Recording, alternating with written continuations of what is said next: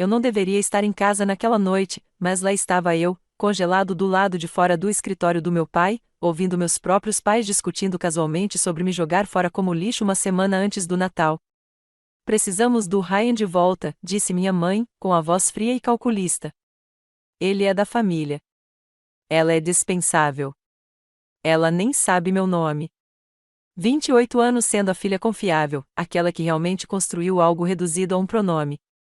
Tudo por Ryan, meu irmão, a criança de ouro que desperdiçou oportunidades como fósforos e agora se recuperava após seu último fracasso. Eu não chorei. Eu não gritei. Peguei meu celular e gravei cada palavra. Na noite de Natal, cheguei em casa e encontrei meus pertences jogados na garagem como lixo. Meus pais me observavam da janela, com Ryan sorrindo ao lado deles. Minha mãe nem teve a decência de parecer envergonhada. Então, sorri, carreguei meu carro e fui embora da vida que eu conhecia desde sempre. Eles achavam que eu estava quebrado. Não tinham ideia do que eu estava construindo. 4 meses depois, Ryan perdeu um negócio de 50 milhões de dólares, que teria salvado a empresa familiar que eu ajudei a crescer do nada. Agora, meu telefone não para de tocar. Eles não estão apenas pedindo ajuda. Estão implorando. E aqui está o que eles ainda não sabem: eu já sou dono deles. Fique até o final porque o que eu fiz em seguida vai deixar você sem palavras. Esta é a história de como a filha dispensável se tornou aquela que tinha todas as cartas na mão. E acredite, eu as joguei perfeitamente. Meu nome é Helena Mitchell. Tenho 32 anos. E, nos últimos 8 anos, fui vice-presidente de operações da Mitchell & Associates, a imobiliária comercial que meus pais construíram do zero.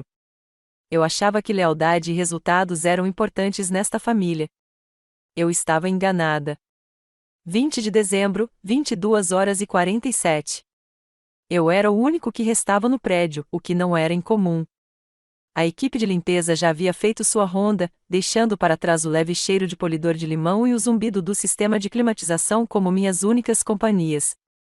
Meu escritório tinha vista para o centro da cidade, com as luzes brilhando como diamantes espalhados.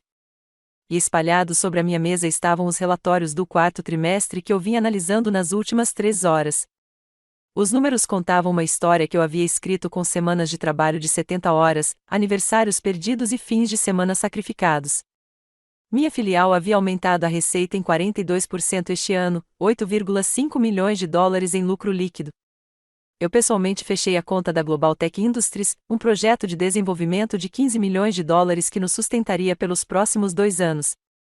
Mencionei gerentes de filiais em dificuldades, reestruturei nosso programa de retenção de clientes e implementei sistemas que reduziram os custos operacionais em 18% em todos os setores. Salvei esses relatórios para enviar por e-mail aos meus pais, mas depois me contive. Qual era o sentido? No trimestre anterior, quando apresentei números igualmente estelares, meu pai assentiu distraidamente e disse: "É para isso que te pagamos, Helena." Minha mãe passou a reunião inteira no celular. Mas quando meu irmão Ryan chegou 20 minutos atrasado, bebendo uísque, todos aplaudiram sua dedicação por ter comparecido. Ryan, o menino de ouro, 2 anos mais novo que eu, charmoso sem esforço e catastroficamente incompetente. Sua filial havia perdido 2,3 milhões de dólares. Só neste trimestre, não devido às condições de mercado ou ao azar, mas sim por pura negligência e arrogância. 3 meses antes, ele havia perdido a conta Johnson, um contrato anual fixo de 500 mil dólares que mantivemos por 6 anos. O cliente ficou furioso, me encaminhando e-mails em que Ryan havia perdido prazos, feito piadas inapropriadas e, por fim, dito a eles para levarem seus negócios para outro lugar se fossem tão exigentes. Tentei salvar o relacionamento. Liguei pessoalmente, ofereci descontos, propus novos termos. A senhora Johnson foi gentil, mas firme. Helena, você é excepcional. Mas não podemos arriscar trabalhar com uma empresa que coloca alguém como seu irmão em uma posição de liderança. Isso prejudica seu julgamento como organização. Isso deveria ter sido sinal de alerta para Ryan. Em vez disso, ele contratou seu colega de faculdade, Derek, como gerente sênior. Apesar de Derek não ter nenhuma experiência no setor, em 6 semanas, ele desviou 75 mil dólares e desapareceu. A investigação policial ainda estava em andamento. A taxa de rotatividade de funcionários de Ryan atingiu 60%, 4 vezes o padrão do setor, porque ele costumava chegar atrasado, sair mais cedo e culpar sua equipe por seus fracassos. Eu me ofereci para ajudar várias vezes. Enviei modelos para ele, o conectei com mentores e até me ofereci para participar de suas reuniões com clientes. Em todas as vezes, Ryan respondeu com uma hostilidade mal disfarçada. Pare de tentar me fazer passar por mal, disse ele durante nossa última conversa. Só porque você não tem vida fora do trabalho não significa que o resto de nós tenha que ser workaholic. 2 semanas depois, eu ouvi dizendo aos nossos pais que eu estava sabotando, roubando seus clientes em potencial. Não importava que esses clientes tivessem me procurado logo depois que Ryan tinha fracassado nas consultas iniciais. Em todas as reuniões de família, nossos pais davam desculpas. O mercado tem sido difícil no território do Ryan. Ele está lidando com concorrência desleal. Essas coisas levam tempo. Quando eu apresentava soluções ou apontava padrões, minha mãe suspirava e dizia: nem todo mundo tem o dom natural que você tem, Helena. Mostre um pouco de compaixão. Compaixão. Como se compaixão significasse assistir a empresa sangrar dinheiro enquanto fingir que incompetência era apenas um estilo de trabalho diferente. O dia 23 de dezembro chegou com chuva congelante e um céu cinza que combinava perfeitamente com meu humor. Eu tinha planejado ir para a casa dos meus pais por volta das 19 horas para os preparativos para a véspera de Natal. Minha mãe sempre insistiu em decorações elaboradas e tradições de biscoitos caseiros das quais eu participava desde a infância, apesar de parecerem cada vez mais vazias. Cheguei cedo, pouco depois das 6, na esperança de ajudar a montar a festa antes que o caos começasse. Minha chave ainda funcionava na porta da frente.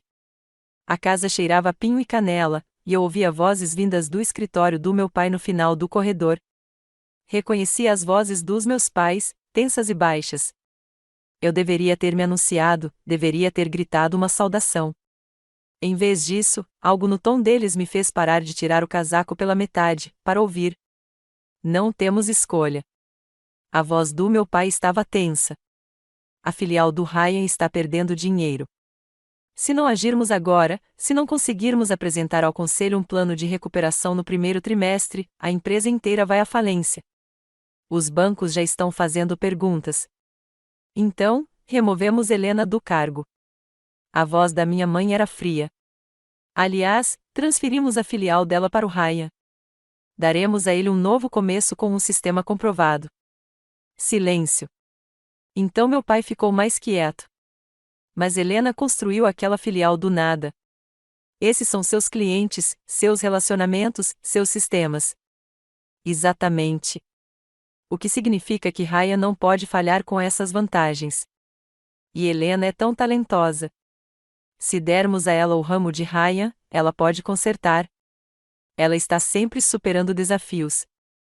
Esta é apenas mais uma oportunidade para ela provar seu valor. Minha mão apertou o casaco. O tecido amassou sob meu aperto. Ryan precisa disso, James. Ele é nosso filho.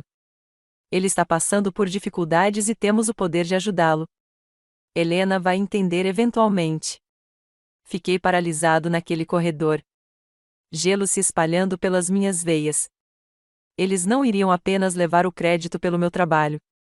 Eles iriam entregar toda a minha filial, meus clientes, minha equipe, meus 8,5 milhões de lucro para o Ryan e me sobrecarregar com o desastre dele, o fracasso dele, a bagunça dele.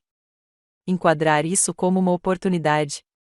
Peguei meu celular com as mãos trêmulas e comecei a gravar. A véspera de Natal decidiria tudo e eu já sabia a decisão deles. Não dormi naquela noite. Fiquei sentado no meu quarto de infância, olhando para o teto com o celular agarrado na mão. Aquela gravação tocava sem parar na minha mente. Cada palavra que meus pais diziam parecia uma lâmina cortando a ilusão de que trabalho duro e lealdade significavam alguma coisa naquela família.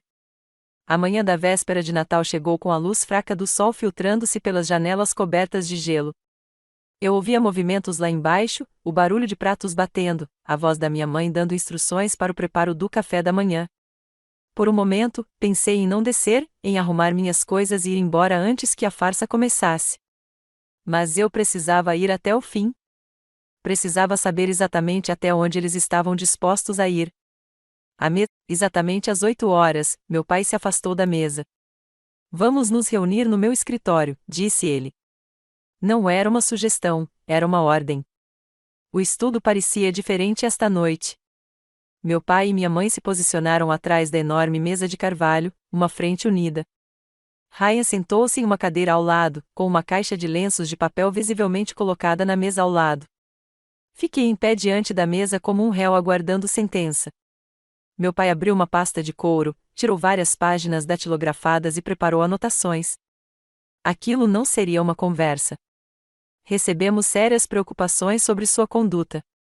Ele começou a ler no tom formal que usava em apresentações para o conselho.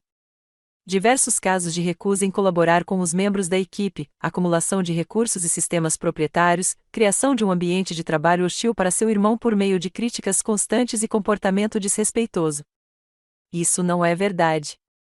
Comecei a falar, mas a mão da minha mãe se ergueu bruscamente. Não estamos aqui para debater, Helena. Estamos aqui para informá-la da nossa decisão. As palavras atingiram como um golpe físico. Uma decisão já tomada.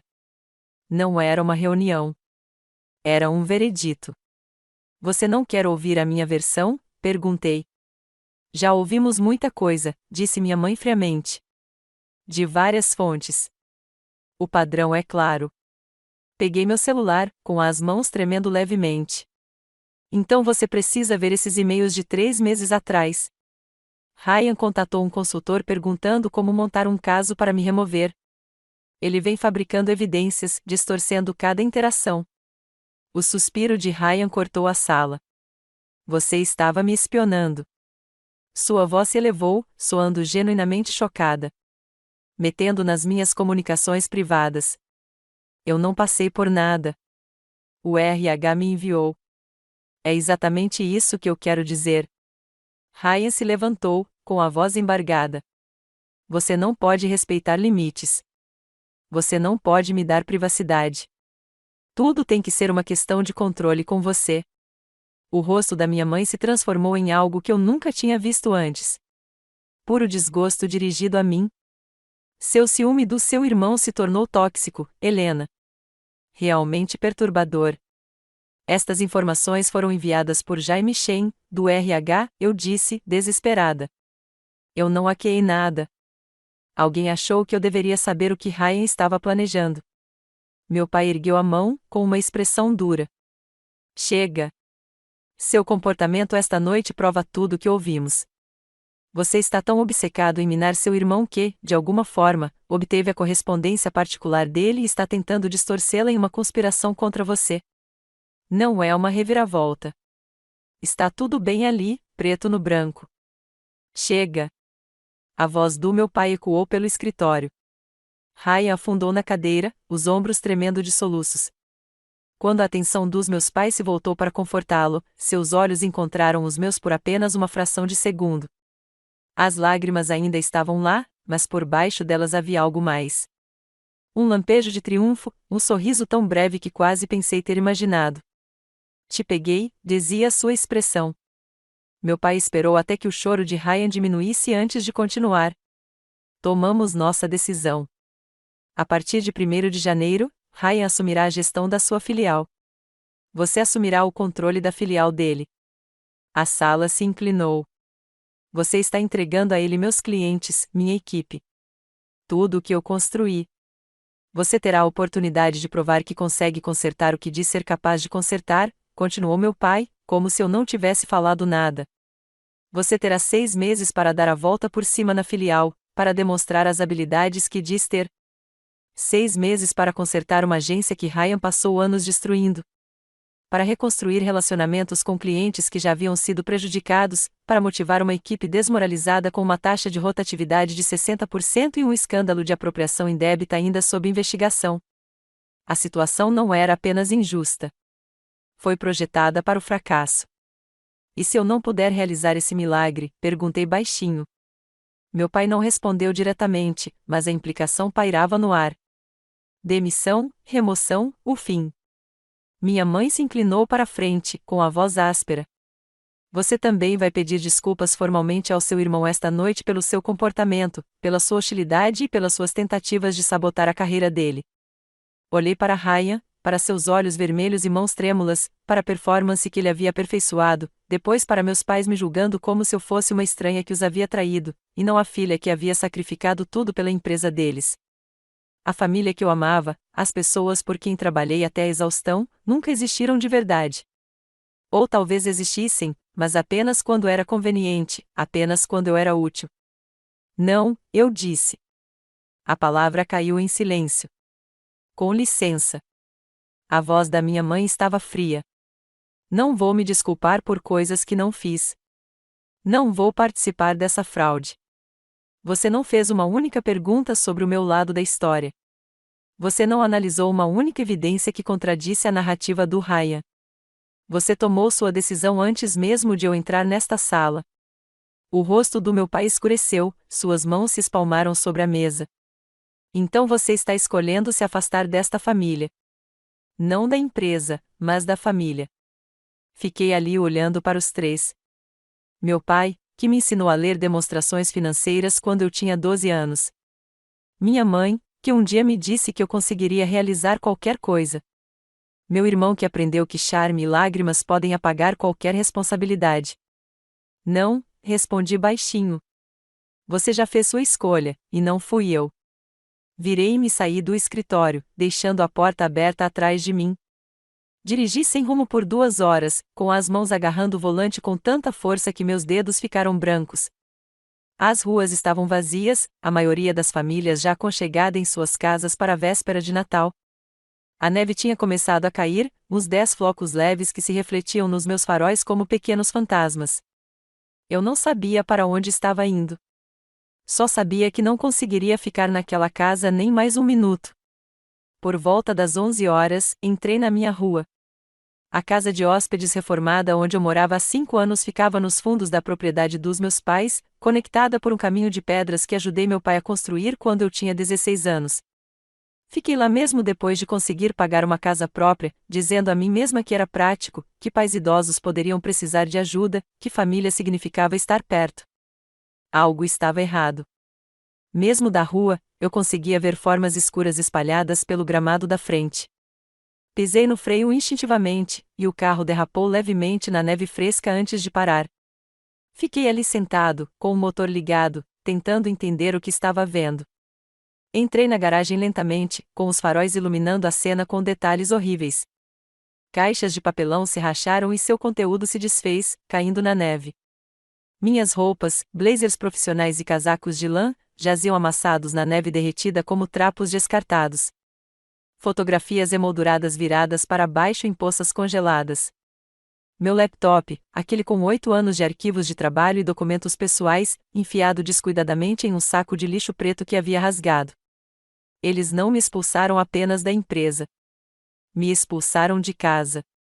Saí do carro com as pernas bambas. A temperatura havia caído para 28 graus Celsius e o vento cortava meu casaco.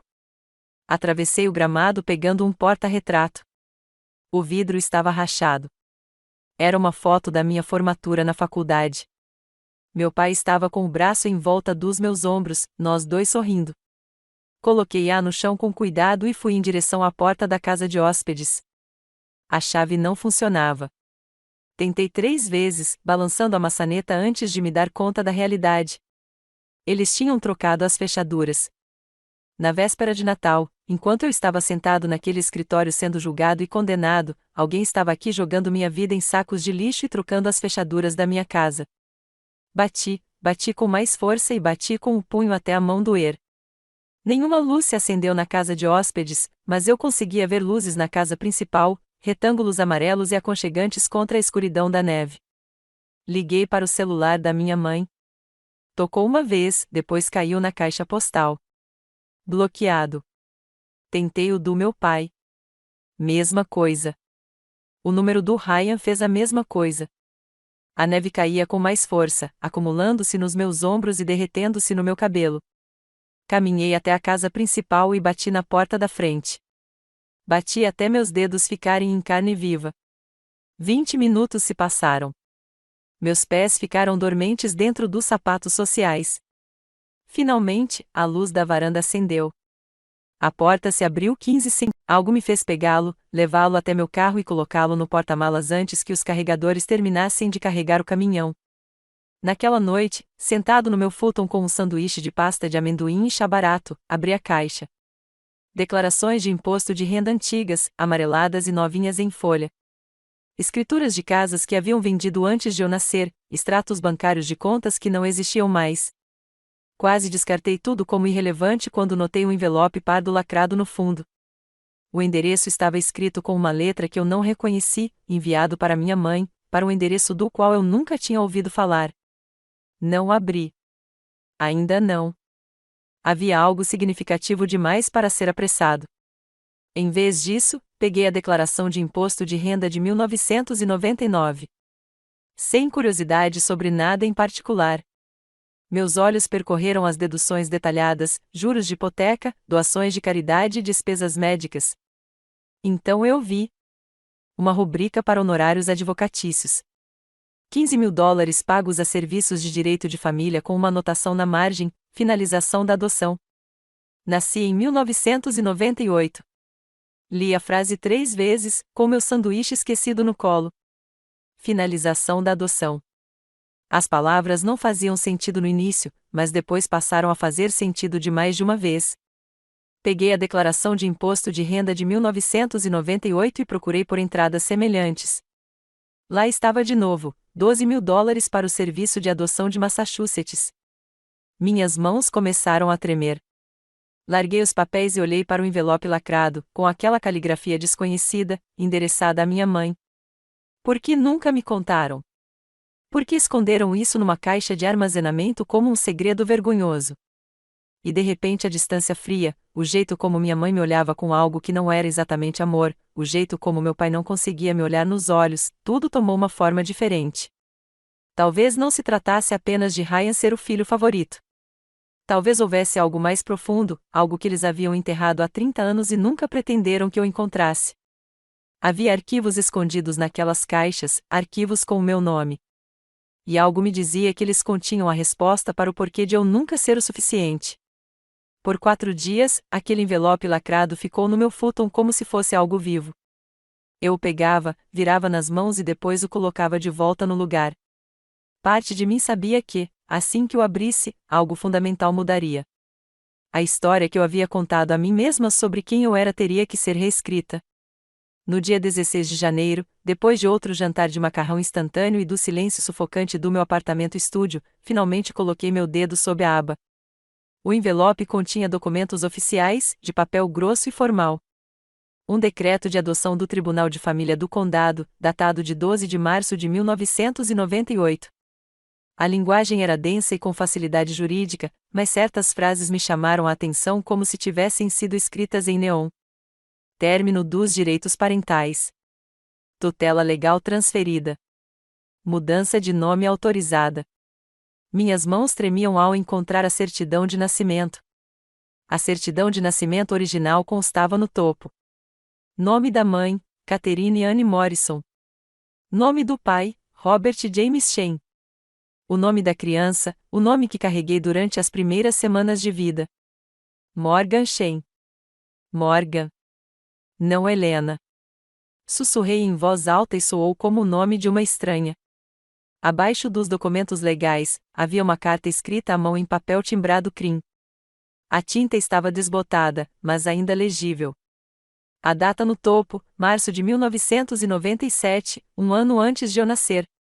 Kate, começou, e eu reconheci a letra da minha mãe adotiva imediatamente, mais jovem e menos controlada do que a escrita precisa que eu cresci vendo. Eu sei que era isso que você queria antes de você. Não acredito que estou escrevendo isso. Não acredito que você está me pedindo para fazer isso. Mas prometo que amarei seu bebê como se fosse meu. Darei a ele tudo o que você teria dado a ele. Contarei a ele sobre você quando tiverem idade suficiente para entender. Você nunca será esquecida. Eu juro. Com amor para sempre, Diane. Li 3 vezes antes que o significado completo se fixasse em mim. Diane não era apenas minha mãe adotiva. Ela era minha tia. Catherine Morrison tinha sido sua irmã. Minha mãe biológica havia falecido e a irmã dela me acolheu. Não se tratava de uma adoção por um estranho. Era uma família cuidando da família. Fiquei sentado no meu futon enquanto o aquecedor rangia e chiava, observando sombras se moverem pelo teto manchado de água. Tudo o que eu acreditava sobre a minha vida estava se reorganizando em uma nova configuração. E a imagem que isso formava era de partir o coração em sua clareza. A distância emocional que definirá minha infância de repente fez um sentido horrível. Quando Diane olhou para mim, ela não viu a filha. Ela viu a irmã morta. Toda vez que ela comentava sobre meus olhos, dizia: "Você tem os olhos da Catherine." Com aquela falha na voz dela, eu nunca entendi que ela estava olhando para um fantasma. Cada marco que alcancei, o primeiro dia de aula, o ensino médio, a formatura, a conquista do meu primeiro emprego, provavelmente a lembrou de tudo que Catherine nunca vivenciaria. Passei 32 anos pensando que não era bom o suficiente, que se eu trabalhasse mais ou conquistasse mais, poderia ganhar o tipo de amor que ela dava a Ryan tão livremente. Mas Ryan era seu filho biológico. Ryan não carregava o peso da dor e da perda cada vez que ela olhava para ele. Ryan era seu recomeço, seu filho de verdade, aquele que a permitiu ser mãe sem a lembrança constante da morte. Não foi minha culpa. Essa constatação deveria ter trazido alívio, mas, em vez disso, trouxe um tipo diferente de devastação. Eu nunca tive uma chance. Eu vinha travando uma batalha impossível desde o momento em que nasci. Senti alívio e raiva em igual medida. Alívio por minha inadequação não ter sido inerente, por eu não ter, de alguma forma, deixado de ser amável. Raiva por nunca terem me dito que me deixaram sofrer por décadas de confusão e autodepreciação, quando a verdade pelo menos me teria dado compreensão. O fim de semana se tornou um borrão de pesquisas. Preparei café instantâneo na pequena cozinha do meu apartamento e sentei com meu laptop, procurando por pedaços de uma história que eu nem sabia que existia. O obituário de Catherine Morrison apareceu nos arquivos do jornal local em 3 de abril de 1998. Catherine Anne Morrison, de 22 anos, morreu inesperadamente em 2 de abril devido a complicações durante o parto, uma luz brilhante apagada cedo demais. Kate era conhecida por sua risada contagiante, sua paixão pela arte e seu espírito generoso. Ela deixa sua irmã Diane Morrison Shane e seu cunhado James Shane. Seus pais, Eleanor e James Morrison, faleceram antes dela. Um funeral privado será realizado para a família imediata. Complicações durante o parto. Ela morreu me trazendo ao mundo.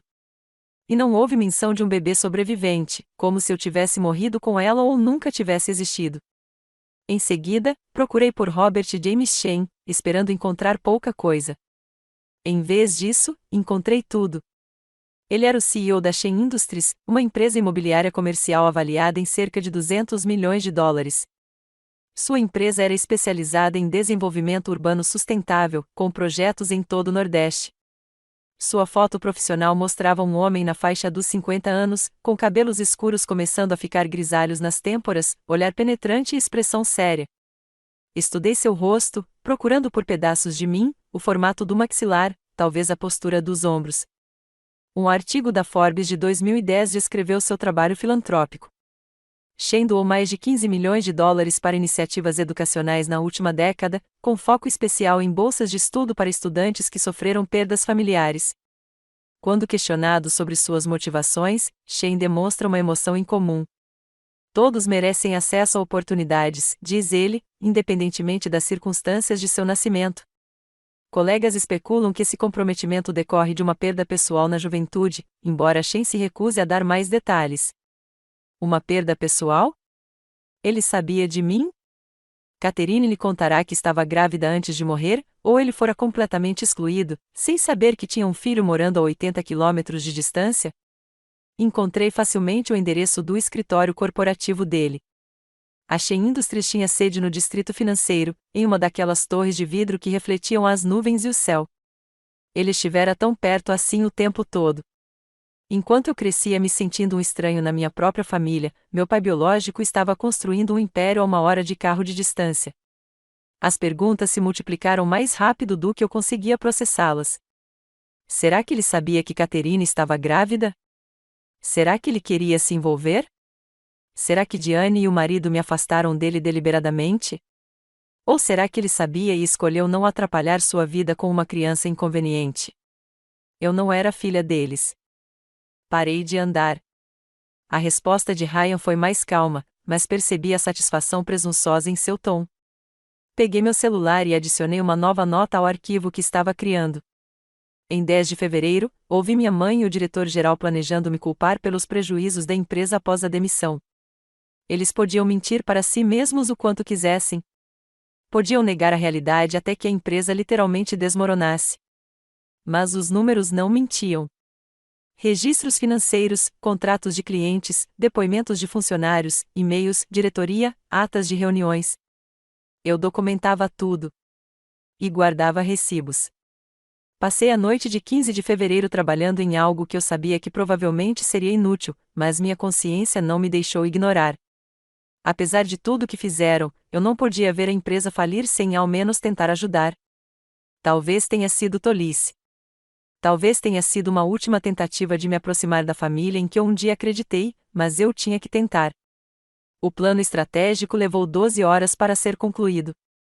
20 páginas de análise detalhada, itens de ação específicos com cronogramas, melhorias de processo extraídas de 8 anos de experiência, estratégias de retenção de clientes que se mostraram bem-sucedidas em minha própria filial. Descrevi exatamente como estancar a hemorragia em ambas as filiais em dificuldades, com quais fornecedores renegociar, quais relacionamentos com clientes precisavam de atenção imediata, quais funcionários apresentavam riscos de fuga, quem precisava de conversa sobre retenção, tudo o que eu faria se tivesse a oportunidade, explicado passo a passo. No dia 16 de fevereiro, às 9 horas, enviei o e-mail. Assunto: proposta de recuperação de filial, sem compromisso. Encaminhei o caso aos meus pais e ao Ryan, mas também enviei uma cópia para o meu advogado. Pelo menos isso eu já tinha aprendido. Agora, tudo precisava ser documentado. O e-mail foi profissional, cuidadoso e isento de emoção. Sei que temos diferenças familiares, mas não quero ver a empresa falir. Estou oferecendo esta ajuda gratuitamente, sem expectativa de reconhecimento ou recompensa. Se você implementar pelo menos metade dessas sugestões, verá uma melhora mensurável em 30 dias. Entre em contato se quiser discutir estratégias de implementação ou se tiver dúvidas sobre alguma das recomendações. Reli-o 3 vezes antes de clicar em enviar, procurando por qualquer coisa que pudesse ser mal interpretada. Era claro, direto, um ramo de oliveira estendido com mãos abertas. Uma parte de mim esperava que esse pudesse ser o ponto de virada, que ver meu profissionalismo contínuo, apesar da crueldade deles, pudesse fazê-los reconsiderar, que talvez, apenas talvez, colocar a empresa à frente das queixas pessoais os lembrasse dos valores que eles um dia alegaram ter. Eu deveria ter imaginado. A resposta veio no dia 18 de fevereiro, às 23 horas, não dos meus pais, mas do Ryan. E ele não se limitou a me responder. Ele encaminhou meu e-mail para toda a diretoria e para todos os membros da equipe de liderança. Sua mensagem começava assim: todos precisam ver o que Helena está realmente fazendo. Li-o em pé na cozinha, com a tela do meu celular projetando uma luz azul no apartamento escuro. Este e-mail é um exemplo perfeito do assédio constante de Helena e das tentativas de minar minha liderança. Ela está tentando me fazer parecer incompetente oferecendo ajuda publicamente, sabendo que eu recusarei para que ela possa alegar que sou difícil de trabalhar. Isso é comportamento hostil calculado no local de trabalho e manipulação emocional. Tentei trabalhar com Helena, pois a família tentava ser paciente com seu ciúme e necessidade de controle. Mas isso prova que ela está mais interessada em me fazer fracassar do que no sucesso da empresa. Ela está criando um rastro de papel para usar contra mim, documentando meus fracassos, para que ela possa me expulsar e assumir o controle. Isso é bullying clássico no trabalho e eu não vou mais tolerar isso. Cada detalhe foi distorcido. Meu profissionalismo virou cálculo. Minha oferta de ajuda virou sabotagem. Meu silêncio durante os ataques virou evidência de manipulação. Ele aproveitou minha tentativa de reconciliação e a transformou em uma arma. Percorri as respostas que já haviam começado a chegar. Vários membros do conselho que desconheciam todo o histórico expressaram preocupação. Isso parece inapropriado, dadas as circunstâncias. Talvez o RH devesse mediar a situação. Não podemos ter um drama familiar afetando as operações da empresa. Eu queria gritar. Queria enviar meu próprio e-mail para todos, expondo a verdade com documentação e evidências. Mas meu advogado me alertou exatamente sobre esse cenário. Não se envolva publicamente. Deixe que eles destruam a própria credibilidade.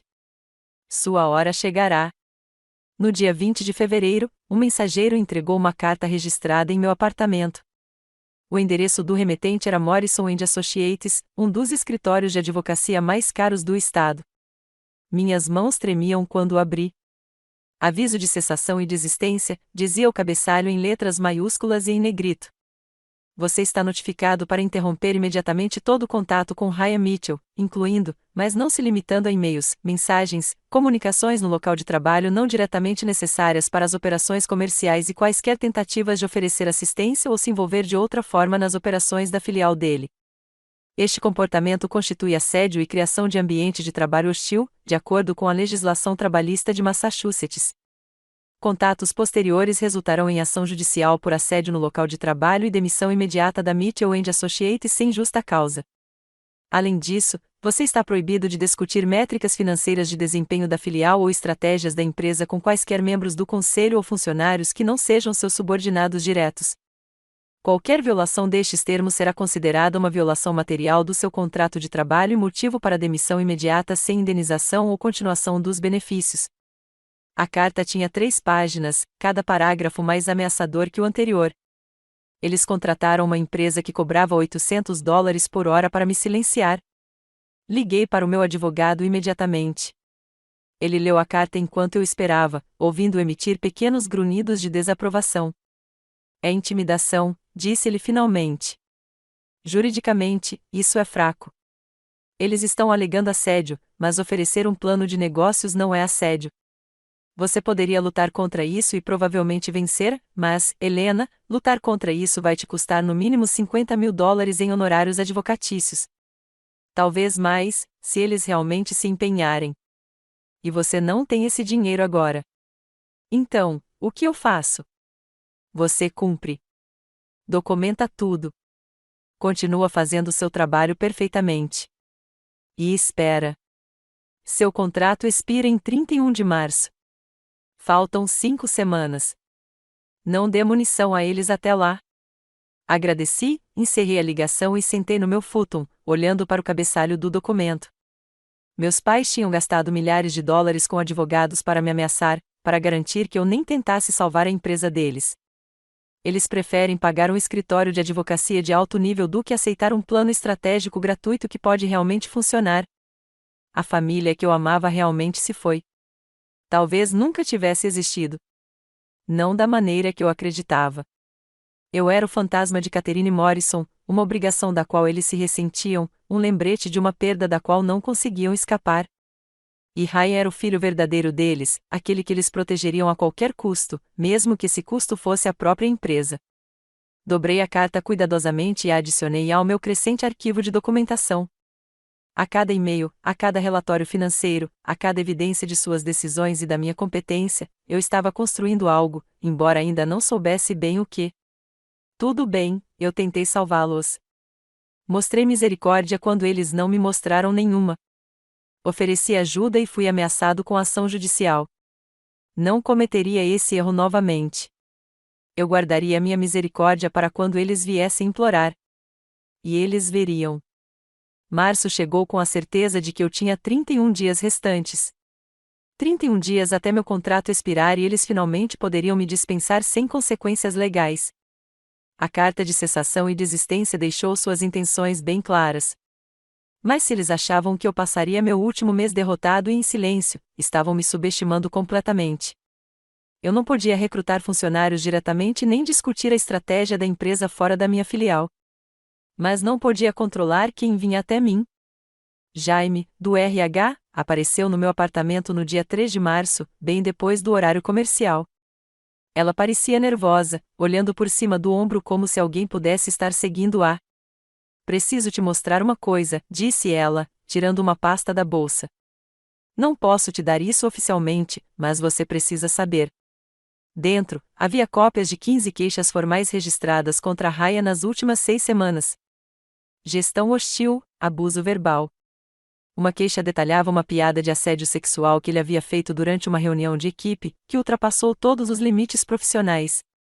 Outro descreveu jogando um grampeador em uma estagiária que havia cometido um pequeno erro de formatação. Meu coração batia tão forte que eu conseguia ouvir nos ouvidos. Você já sabe há 16 anos, mais ou menos. Ele tomou um longo gole do copo. E quando soube disso, soube que sempre venceria, porque o sangue importa, especialmente em um negócio de família. Eu deveria ter ido embora, deveria ter me levantado e ido embora. Mas eu precisava ouvir isso, precisava entender toda a extensão do que tinham feito comigo. Toda vez que você conquistava alguma coisa, continuou Ryan, claramente se divertindo, eu lembrava a mamãe de quem eram os olhos que você tinha. Só um comentáriozinho aqui e ali.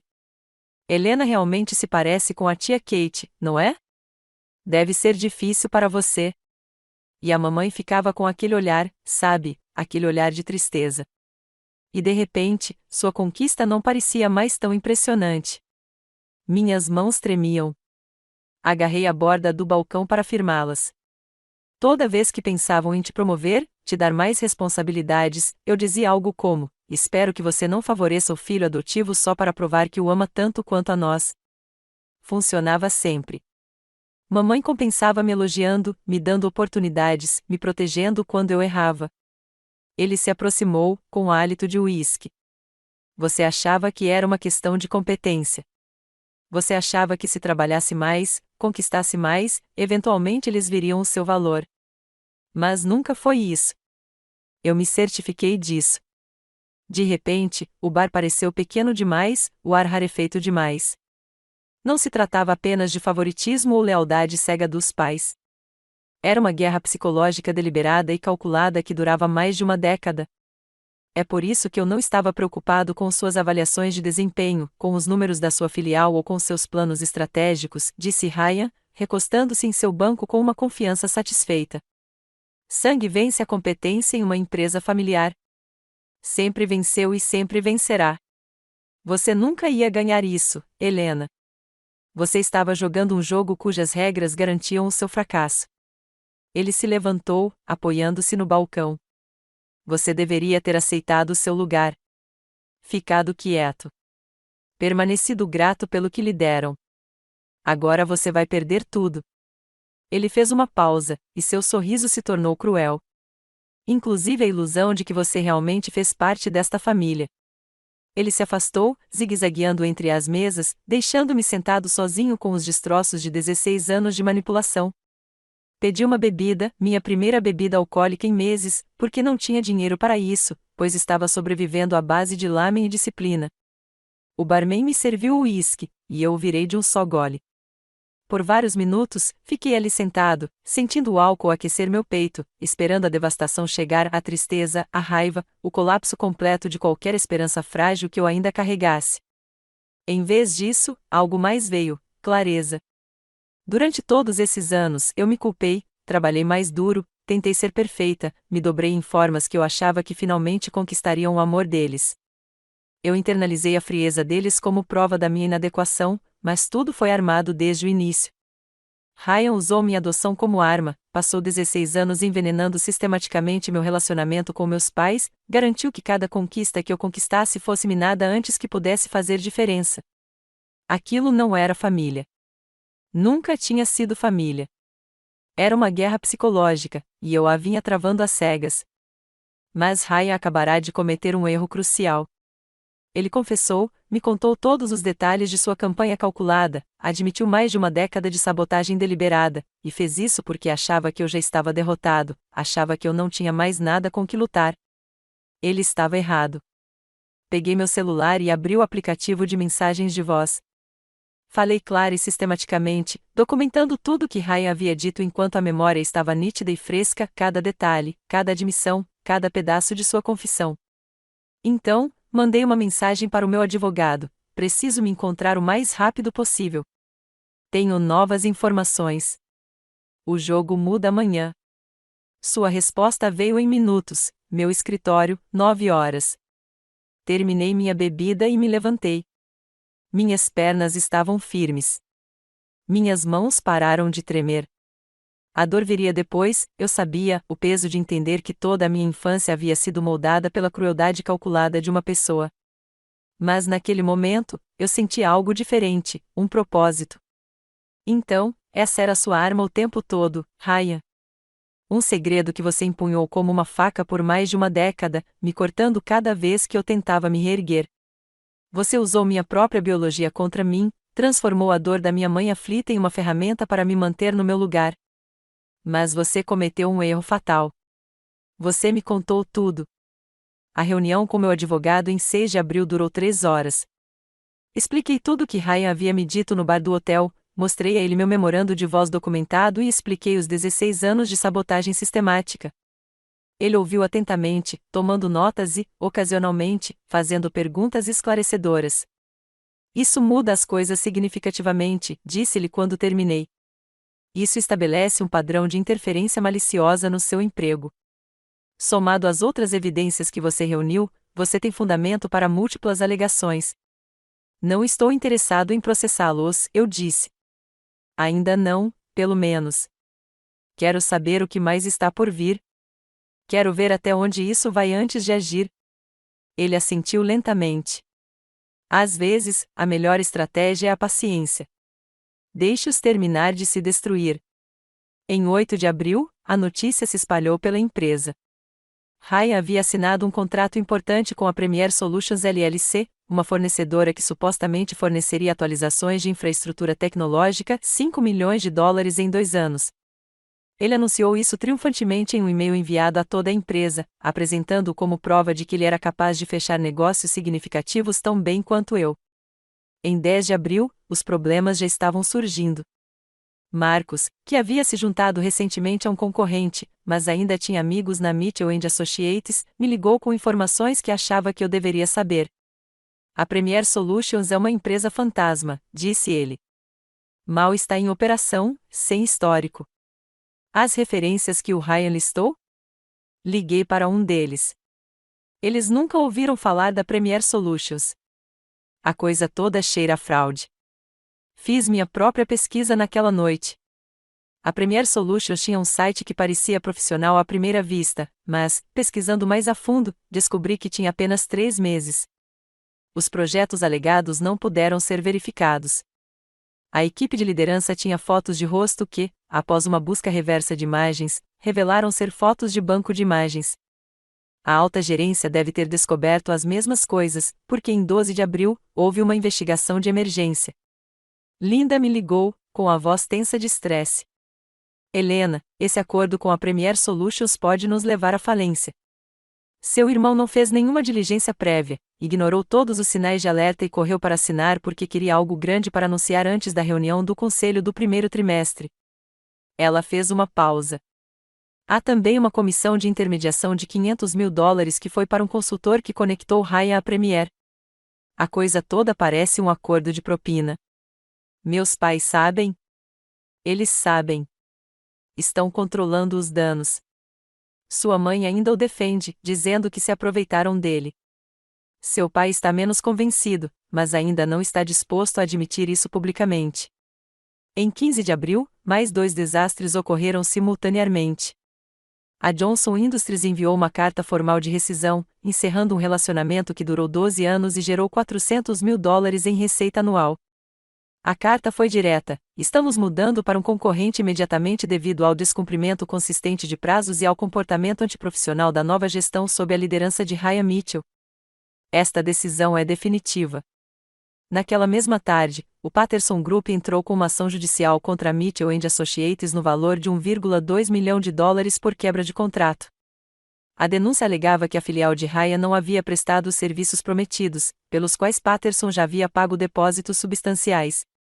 O processo incluía evidências por e-mail mostrando Ryan prometendo entregas mesmo sabendo que sua equipe não conseguiria executá-las, e depois culpando os membros da equipe quando tudo não deu certo.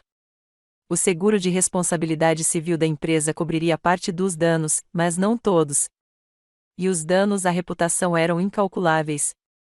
Meus pais convocaram uma reunião de emergência naquela noite. Eu não fui convidada, mas Jaime me mandou uma mensagem depois: seu pai estava gritando. Ryan estava chorando. Sua mãe continuou defendendo-o enquanto Linda apresentava o resumo financeiro. A situação está ruim, Helena. Muito ruim. Por meio da minha rede de pessoas que permaneceram leais apesar de tudo, recebi cópias de documentos aos quais não deveria ter tido acesso. O contrato da Premier. Ela recusou, eu disse baixinho, já sabendo a resposta. Ela recusou, disse que seria muito confuso para você, que você precisava de estabilidade e de uma estrutura familiar tradicional. Robert respeitou a decisão, mas não a abandonou. Ele apoiou financeiramente a adoção, criou um fundo fiduciário para sua educação, contribuiu para as despesas da casa, mas Diane deixou claro que dinheiro era aceitável, presença física, não. Richard tirou um envelope do bolso do paletó e o segurou sem oferecê-lo ainda. Robert me pediu para zelar por você legalmente, para garantir que você estivesse protegido, que Diane e James o tratassem de forma justa em questões legais. Tenho monitorado à distância há 25 anos, revisando contratos quando você foi nomeado gerente da filial, aconselhando seu pai quando ele considerou alterar o testamento. Eu não podia interferir diretamente, mas podia garantir que as estruturas legais o protegessem. Minha garganta estava apertada. Ele? Robert sabe o que está acontecendo. Ele sabe de tudo. Ele tem acompanhado sua carreira, lido sobre suas conquistas. Ele está incrivelmente orgulhoso de você, Morgan. A voz de Richard falhou um pouco. Mas tem outra coisa que você precisa saber. Robert está muito doente. Câncer de pâncreas em estágio 4. Ele está em cuidados paliativos agora. Os médicos dizem que é questão de semanas, talvez menos. A cafeteria pareceu se inclinar ao meu redor. Ele quer te conhecer há anos, mas prometeu a Diane que não interferiria na sua vida. Ele cumpriu a promessa, mesmo quando isso lhe partiu o coração. Mas agora, no final, ele está perguntando se você estaria disposta a vê-lo, só uma vez. Ele tem coisas para te contar, coisas que você merece saber. Richard deslizou o envelope sobre a mesa. Meu nome estava escrito nele com uma caligrafia desconhecida, um pouco trêmula. Esta carta explica tudo, a história dele com Catherine, porque ele se manteve afastado, o que ele sentiu todos esses anos, e inclui seu endereço no asilo. Richard se levantou lentamente, sua própria idade transparecendo no movimento cuidadoso. Não posso te dizer o que fazer, Morgan, mas posso te dizer que Robert Shen é um bom homem que passou 25 anos amando uma filha que ele nunca teve permissão de conhecer, e seu tempo está se esgotando. Peguei o envelope com as mãos trêmulas. Através do papel, pude sentir várias páginas grossas e cuidadosamente dobradas. Por que agora? Perguntei. Por que me contar tudo isso agora? O sorriso de Richard era triste. Porque você está prestes a entrar em guerra com sua família adotiva, e eu queria que você soubesse que não está sozinho. Você nunca esteve. Seu pai biológico esteve cuidando de você o tempo todo. Ele caminhou em direção à porta, parou e olhou para trás. A reunião do conselho é dia 30 de abril. Seja lá o que você esteja planejando, faça valer a pena. Você tem mais apoio do que imagina. Então ele se foi, deixando-me sentada sozinha com um envelope que continha 25 anos de segredos e um pai que eu nunca soube que existia. Fiquei sentado no meu carro, em frente à cafeteria, por um longo tempo, olhando para o envelope. Minha reunião com meu advogado seria em 20 minutos, mas eu não conseguia me mexer, não conseguia pensar em apresentações para o conselho ou planejamento estratégico enquanto aquela carta estava em minhas mãos, carregada de 25 anos de segredos. Abri-o com cuidado, retirando várias páginas escritas com uma caligrafia trêmula. A data no topo, março de 2024, mês passado. Querida Morgan, começou, e minha visão ficou turva imediatamente. Se você está lendo isso, Richard fez o que eu pedi, disse a verdade. Não tenho muito tempo agora. O câncer se espalhou para o meu fígado e ossos. Os médicos dizem semanas, talvez dias. Mas preciso que você saiba a sua história antes de eu ir. Enxuguei os olhos e continuei lendo. Sua mãe, Catherine Morrison, era o amor da minha vida. Nos conhecemos na Universidade de Boston em 1992. Ela estudava literatura inglesa e eu, administração. Ela tinha uma risada que fazia todos ao seu redor sorrirem. Ela via beleza em tudo, poesia e planilhas, acredite se quiser. Ela costumava brincar que eu era sério demais, que precisava de alguém para me lembrar que o mundo não era só números e contratos. A família dela não aprovava nosso relacionamento. Eu era sino-americana, eles eram ricos, WASPS da Nova Inglaterra, e o preconceito ainda era muito forte no início dos anos 90. Eles deixaram claro que eu não era adequada para a filha deles. Ironicamente, a irmã dela, Diane, estava namorando meu colega de classe, John Shane, seu pai adotivo agora. O relacionamento de Diane e John era aceitável porque John era rico, estabelecido e tinha conexões com os círculos certos. O meu com Catherine não era, porque eu ainda estava construindo minha carreira, ainda encontrando meu caminho. Mantivemos nosso relacionamento em segredo por 2 anos, nos encontrávamos em cafés longe do campus, passávamos fins de semana em lugares onde ninguém nos reconheceria. Foi difícil, mas Catherine disse que o amor valia a pena. Ela era mais corajosa do que eu. Quando Catherine engravidou de você em 1997, ambas as famílias ficaram furiosas. Os pais dela ameaçaram cortá-la completamente. Meus pais ficaram decepcionados, preocupados com escândalos. Mas Catherine e eu queríamos ficar com você. Planejávamos nos casar naquele verão, para construir uma vida juntos, independentemente do que os outros pensassem.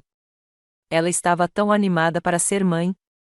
Já tinha escolhido nomes, começado a ler livros sobre criação de filhos, feito listas de canções de ninar que queria cantar para você. Aí, tudo deu errado. Minhas mãos tremiam tanto que tive que colocar a carta no volante para continuar lendo. O trabalho de parto começou normalmente às 18 horas, o que o médico disse ser típico para uma primeira gravidez. Mas então houve uma hemorragia. Algo deu errado com a placenta. A equipe médica tentou de tudo, mas Catherine estava sangrando rápido demais. Ela morreu 1 hora depois de dar à luz você, em 6 de abril de 1998. Ela nunca conseguiu te segurar, nunca te ouviu chorar. Ela tinha 22 anos. Eu tinha 25 anos e estava completamente destruído. Queria criar você sozinho, honrar a memória de Catherine sendo o pai que ela teria desejado. Mas os pais de Catherine, seus avós maternos, me culparam pela morte dela. Disseram que, se eu não tivesse engravidado a filha deles, ela ainda estaria viva. Ameaçaram processar se eu tentasse reivindicar a custódia, disseram que me arrastariam pelos tribunais por anos, garantiriam que eu nunca te visse e me arruinariam financeira e profissionalmente. Eu estava me afogando em tristeza e culpa, mal conseguindo funcionar. E então Diane me fez uma proposta. Ela tinha acabado de se casar com John Shane e sentia uma culpa tremenda pela morte de Catherine. Mais tarde, ela me contou que tinha ciúmes do nosso relacionamento, que sempre quis o que Catherine tinha, não apenas eu, mas a facilidade de Catherine com a vida, sua beleza, sua alegria. Quando Catherine morreu, Diane viu isso como uma chance de penitência. Ela se ofereceu para adotá-la, para criá-la como se fosse sua. Seus avós concordaram imediatamente. Eles estipularam que eu não teria nenhum contato. Me culparam pela morte de Catherine e não me queriam perto de você. E eu fiz uma escolha terrível, Morgan, a pior escolha da minha vida. Eu concordei.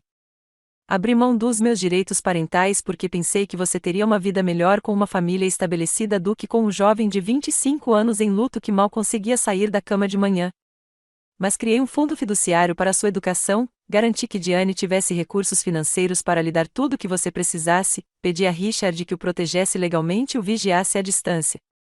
Era a única maneira que eu conhecia de ser pai quando não tinha permissão para isso. Acompanhei sua carreira de longe, li todos os artigos sobre as conquistas da Mitchell & Associates, vi sua foto em revistas de negócios quando você fechou grandes contas. Você tem a inteligência da Catherine, sua gentileza, sua capacidade de enxergar potencial nas pessoas. Tenho muito orgulho de você e lamento muito não ter estado lá. Desculpe por ter escolhido o que parecia mais fácil em vez do que era certo. Desculpe por ter deixado o medo e a tristeza guiarem minhas decisões em vez do amor. A carta continuou, mas tive que parar de ler, pressionando as palmas das mãos contra os olhos para não chorar no estacionamento. Tudo fazia um sentido horrível e perfeito.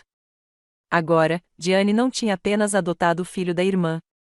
Ela tinha adotado o bebê do homem que ela queria para si, o homem que tinha escolhido sua irmã mais nova e mais bonita. Toda vez que Diane olhava para mim, ela via Catherine, a irmã que tinha sido tudo que Diane não era, linda, espontânea, amada, e ela via Robert, o homem que tinha amado Catherine com uma intensidade que Diane nunca tinha experimentado em seu próprio casamento. Eu era um lembrete diário de suas perdas e ciúmes mais profundos. Cada vez que eu realizava algo, ecoava o brilhantismo de Catherine. Cada vez que eu demonstrava, o slide de título apareceu na tela, análise financeira do primeiro trimestre, o panorama completo. Comecei metodicamente, deixando os dados falarem. Primeiro slide, comparação agência por agência, mostrando o crescimento de 42% da minha agência contra o prejuízo de 35% da Ryan. Segundo slide, taxas de retenção de clientes, a minha em 98%, a da Ryan em 55%. Terceiro slide, rotatividade de funcionários, a minha em 12%, a da Ryan em 67%. Os membros do conselho estavam inclinados para a frente, tomando notas. Então, passei para as bombas. O contrato da Premier Solutions, assinado em abril. Mostrei a análise do contrato. Este fornecedor não tem histórico verificável, referências falsas e parece ser uma empresa de fachada. A comissão de $500 mil foi paga a um consultor que é colega de quarto de Ryan na faculdade, sugerindo um acordo de propina.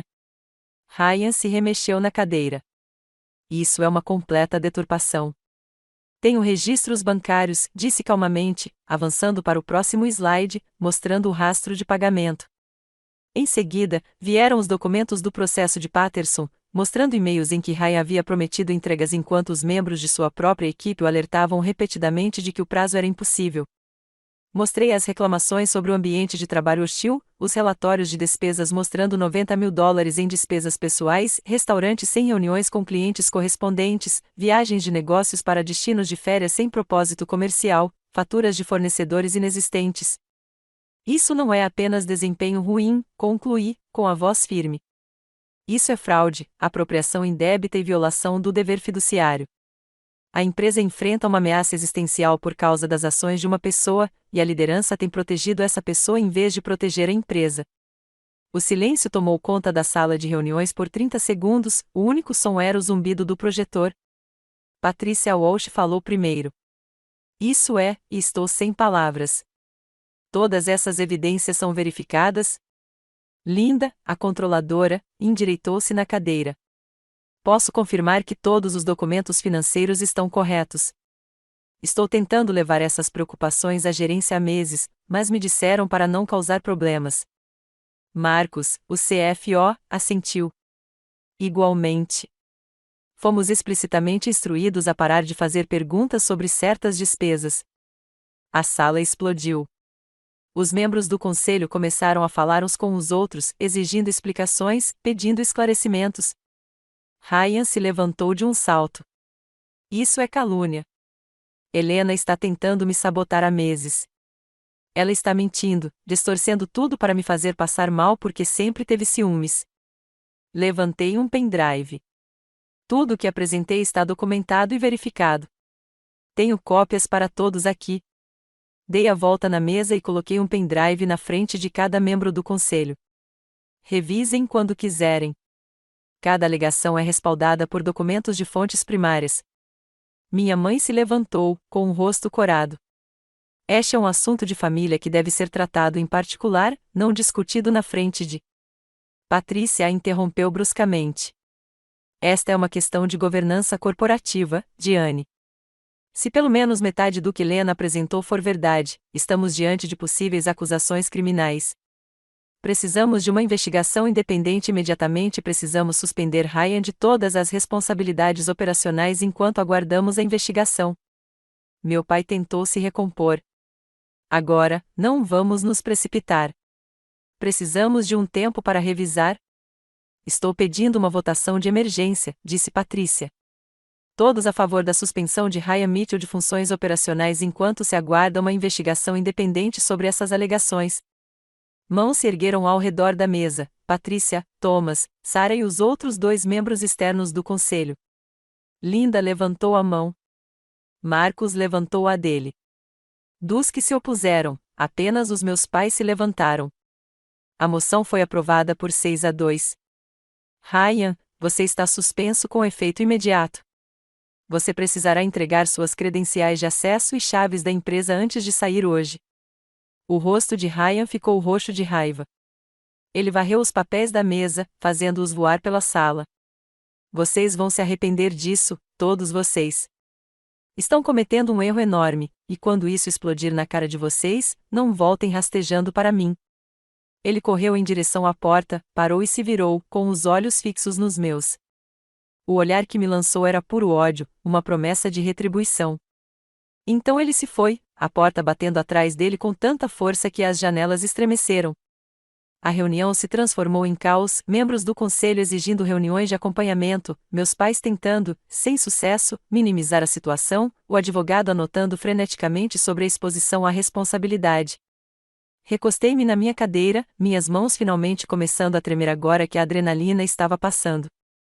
Eu tinha conseguido. Eu tinha revelado a verdade, e eles acreditaram em mim. Patrícia se aproximou enquanto a sala esvaziava. Isso exigiu coragem, disse ela calmamente. Mantenha contato. Vamos precisar da sua cooperação à medida que esta investigação avança. Assenti, sem confiar na minha voz. A votação foi de 6-2. Ryan estava suspenso, mas, ao sair furioso, aquele olhar final me fez pensar que aquilo não tinha acabado. Cheguei à casa da família no dia 2 de maio com meu advogado ao meu lado. Eu havia dito a ele que não entraria mais sozinha, que não os enfrentaria sem uma testemunha do que quer que fosse dito. A casa parecia a mesma de sempre, paisagismo imaculado, a mesma guirlanda ainda pendurada na porta de algum feriado que eu não conseguia mais lembrar. Mas agora parecia diferente, como território inimigo. Meus pais estavam sentados juntos no sofá da sala, uma frente unida. Era a mesma sala onde celebrávamos os natais, onde eu abria presentes quando criança e acreditava que fazia parte de uma família. Ryan não estava presente, ainda suspenso, provavelmente bravo demais para me encarar. Meu pai falou primeiro, com a voz tensa e a raiva contida. O que você fez naquela reunião do conselho foi inconcebível, expor assuntos de família, humilhar seu irmão publicamente na frente de todo o conselho. Negócio de família, interrompi. É fraude corporativa. Apresentei fatos documentados sobre apropriação indébita e violação do dever fiduciário. Isso não é negócio de família. É comportamento criminoso. A voz da minha mãe era fria como gelo. Você destruiu esta família. Está feliz agora? Seu ciúme finalmente venceu. A palavra me atingiu como um golpe físico, reabrindo feridas que eu pensava terem cicatrizado, mas mantive a voz firme. Ciúme? Eu construí a filial mais bem-sucedida da história da empresa enquanto Ryan cometia crimes e perdia milhões. Onde exatamente está o ciúme nisso? Você sempre se ressentiu do Ryan, continuou minha mãe. Desde o momento em que ele nasceu, você competiu com ele, tentou fazer com que ele parecesse ruim. Algo dentro de mim estalou. Levantei-me, farta de fingir, farta de deixar a narrativa dele substituir a realidade. Preciso saber de uma coisa. Minha voz saiu mais forte do que eu me sentia. Passei 25 anos tentando conquistar o seu amor, trabalhando mais duro, sendo perfeita, te deixando orgulhosa e nunca foi o suficiente. Nada do que eu fazia era suficiente. Por quê? O que eu fiz para você me odiar? Minha mãe congelou. Meu pai desviou o olhar, subitamente fascinado pelo tapete. Encontrei os papéis da adoção, continuei, sentindo minha voz embargada apesar do meu esforço para manter a compostura. Sei que sou filha de Catherine. Sei sobre Robert Shen. Entendo que foi complicado e doloroso, mas eu era apenas um bebê. Não pedi para nascer. Não pedi para ser adotada. Por que você me puniu por existir? O silêncio na sala era sufocante. O rosto da minha mãe endureceu, assumindo uma expressão que eu nunca tinha visto antes, não exatamente raiva, mas algo cru e mais desesperado. Quer saber? Sua voz tremeu. Tudo bem. Meu pai estendeu a mão para ela. Diane, não. Ela se afastou dele bruscamente, levantou-se e me encarou diretamente. Quer saber por que eu nunca consegui te amar? As palavras saíram como se ela as tivesse segurado por décadas, e agora a represa havia se rompido. Meu advogado se mexeu um pouco ao meu lado, e ouvi o clique silencioso do seu telefone começando a gravar. Conheci o Robert na faculdade, continuou minha mãe, com lágrimas começando a escorrer pelo rosto. Achei que tínhamos algo real, estudamos juntos, passamos um tempo juntos, e eu achei que ele sentia o mesmo que eu. Aí ele conheceu minha irmãzinha, a linda e brilhante Catherine. E, de repente, eu não existia mais. Tornei-me invisível. Ele olhou para o chão por um longo momento e então começou a falar sem olhar para mim. Preciso dizer coisas que deveria ter dito há 25 anos, coisas que fui covarde demais para dizer quando poderiam ter importado. A brisa vinda da água era fresca. Um corredor passou por perto. A vida continuou ao nosso redor enquanto estávamos sentados em nosso pequeno bolsão de devastação. Eu sempre soube que você era melhor, disse John. Mais capaz, mais honesta, mais trabalhadora. Quando você tinha 12 anos e venceu aquela competição regional de matemática, fiquei muito orgulhoso. Queria emoldurar o certificado e pendurá-lo no meu escritório. Quando você se formou como a primeira da turma, eu queria me levantar naquela cerimônia e dizer a todos que você era minha filha. Quando você transformou aquela filial na estrela da empresa, eu soube que você era o futuro do negócio. Senti a confusão crescendo em meio à dormência. Então por que você deixou? Ele ergueu a mão. Porque eu estava com medo. Medo de perder Diane. Ele finalmente olhou para mim, com os olhos vermelhos. Você precisa entender uma coisa. Diane nunca me amou. Não de verdade. Eu fui o prêmio de consolação quando Robert escolheu Catherine. Durante todo o nosso casamento, eu soube que era a segunda opção, a opção segura, a escolha prática. Sua voz falhou um pouco. Fiquei porque a amava, mesmo sabendo que ela não sentia o mesmo por mim. E eu estava com medo de que, se eu escolhesse você em vez do Ryan, se eu te defendesse ou te desse o crédito que você merecia, ou te amasse do jeito que você merece ser amado, ela me deixasse, que eu perdesse o pouco que eu tinha. Ele pressionou as palmas das mãos contra os joelhos. Então eu sacrifiquei sua infância, sua felicidade, seu relacionamento conosco. Fiquei parado observando-a favorecer Ryan por todos os motivos errados. E eu não disse nada. Não fiz nada porque estava fraco demais para arriscar meu casamento. E agora, perguntei baixinho, agora eu perdi tudo de qualquer maneira. Sua risada foi amarga. A empresa está em crise. Ryan pode ir para a cadeia. Diane mal consegue olhar para mim porque eu finalmente parei de permitir a destruição do nosso filho. E você me odeia com razão. Não o contradisse.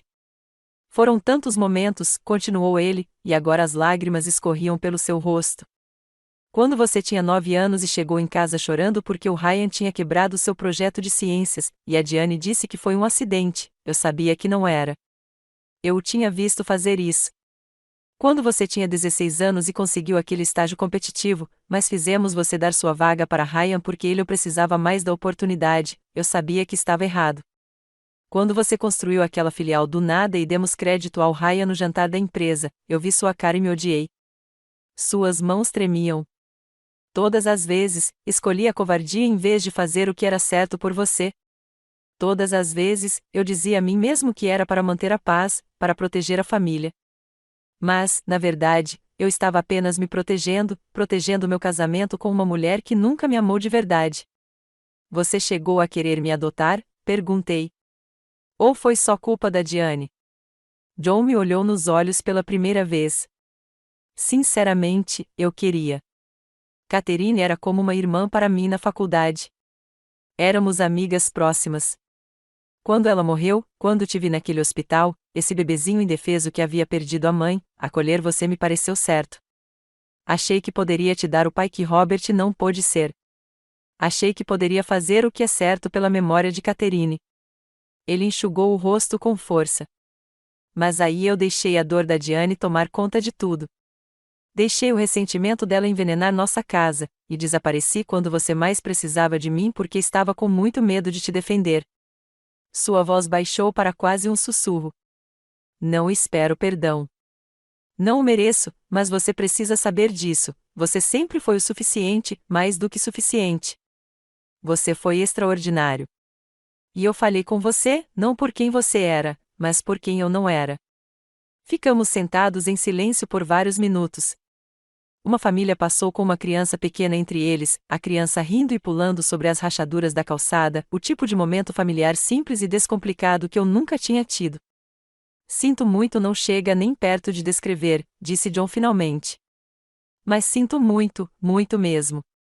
Olhei para ele, para o homem que me criou, que me ensinou a andar de bicicleta e me ajudou com a lição de matemática, que esteve presente fisicamente, mas ausente nas coisas que mais importavam. Eu o vi claramente pela primeira vez, não como um vilão, mas como algo mais complexo. Um homem que amou uma mulher que não o amava de volta, que foi fraco demais para lutar pelo que era certo, que sacrificou a felicidade da filha adotiva para preservar um casamento já desfeito. Pela primeira vez, eu vi também como uma vítima, preso em um casamento sem amor, fraco demais para lutar pelo que era certo, com muito medo da solidão para exigir algo melhor. Eu não o perdoei. O dano era profundo demais, os anos eram longos demais, as feridas eram profundas demais. Mas eu finalmente entendi.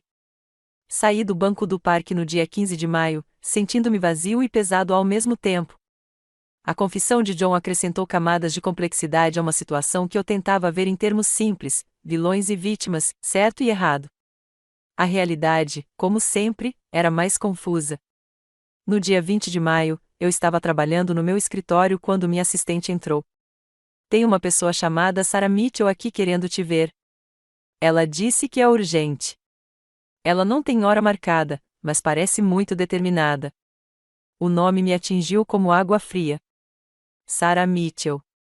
Eu conhecia aquele nome, e as lembranças ligadas a ele não eram nada agradáveis. Mande-a entrar, eu disse, já ficando tenso. A mulher que entrou tinha pouco mais de 30 anos, vestida profissionalmente com um blazer e calças compridas. Ela carregava uma pasta e uma fotografia. Seu rosto se encaixou imediatamente. Sarah, a funcionária que eu havia demitido 3 anos antes por desviar $50.000 das contas de caixa da empresa. Ela foi escoltada para fora por seguranças. Sua carreira no mercado imobiliário comercial efetivamente chegou ao fim. O setor a colocou na lista negra. Sarah, mantive a voz neutra. Este não é um bom momento. Ela levantou a mão. Eu sei que você não quer me ver. Sei o que você acha que eu fiz, mas preciso de 5 minutos. Por favor. É sobre o Ryan e o que ele fez com nós dois. Algo em seu tom me fez parar.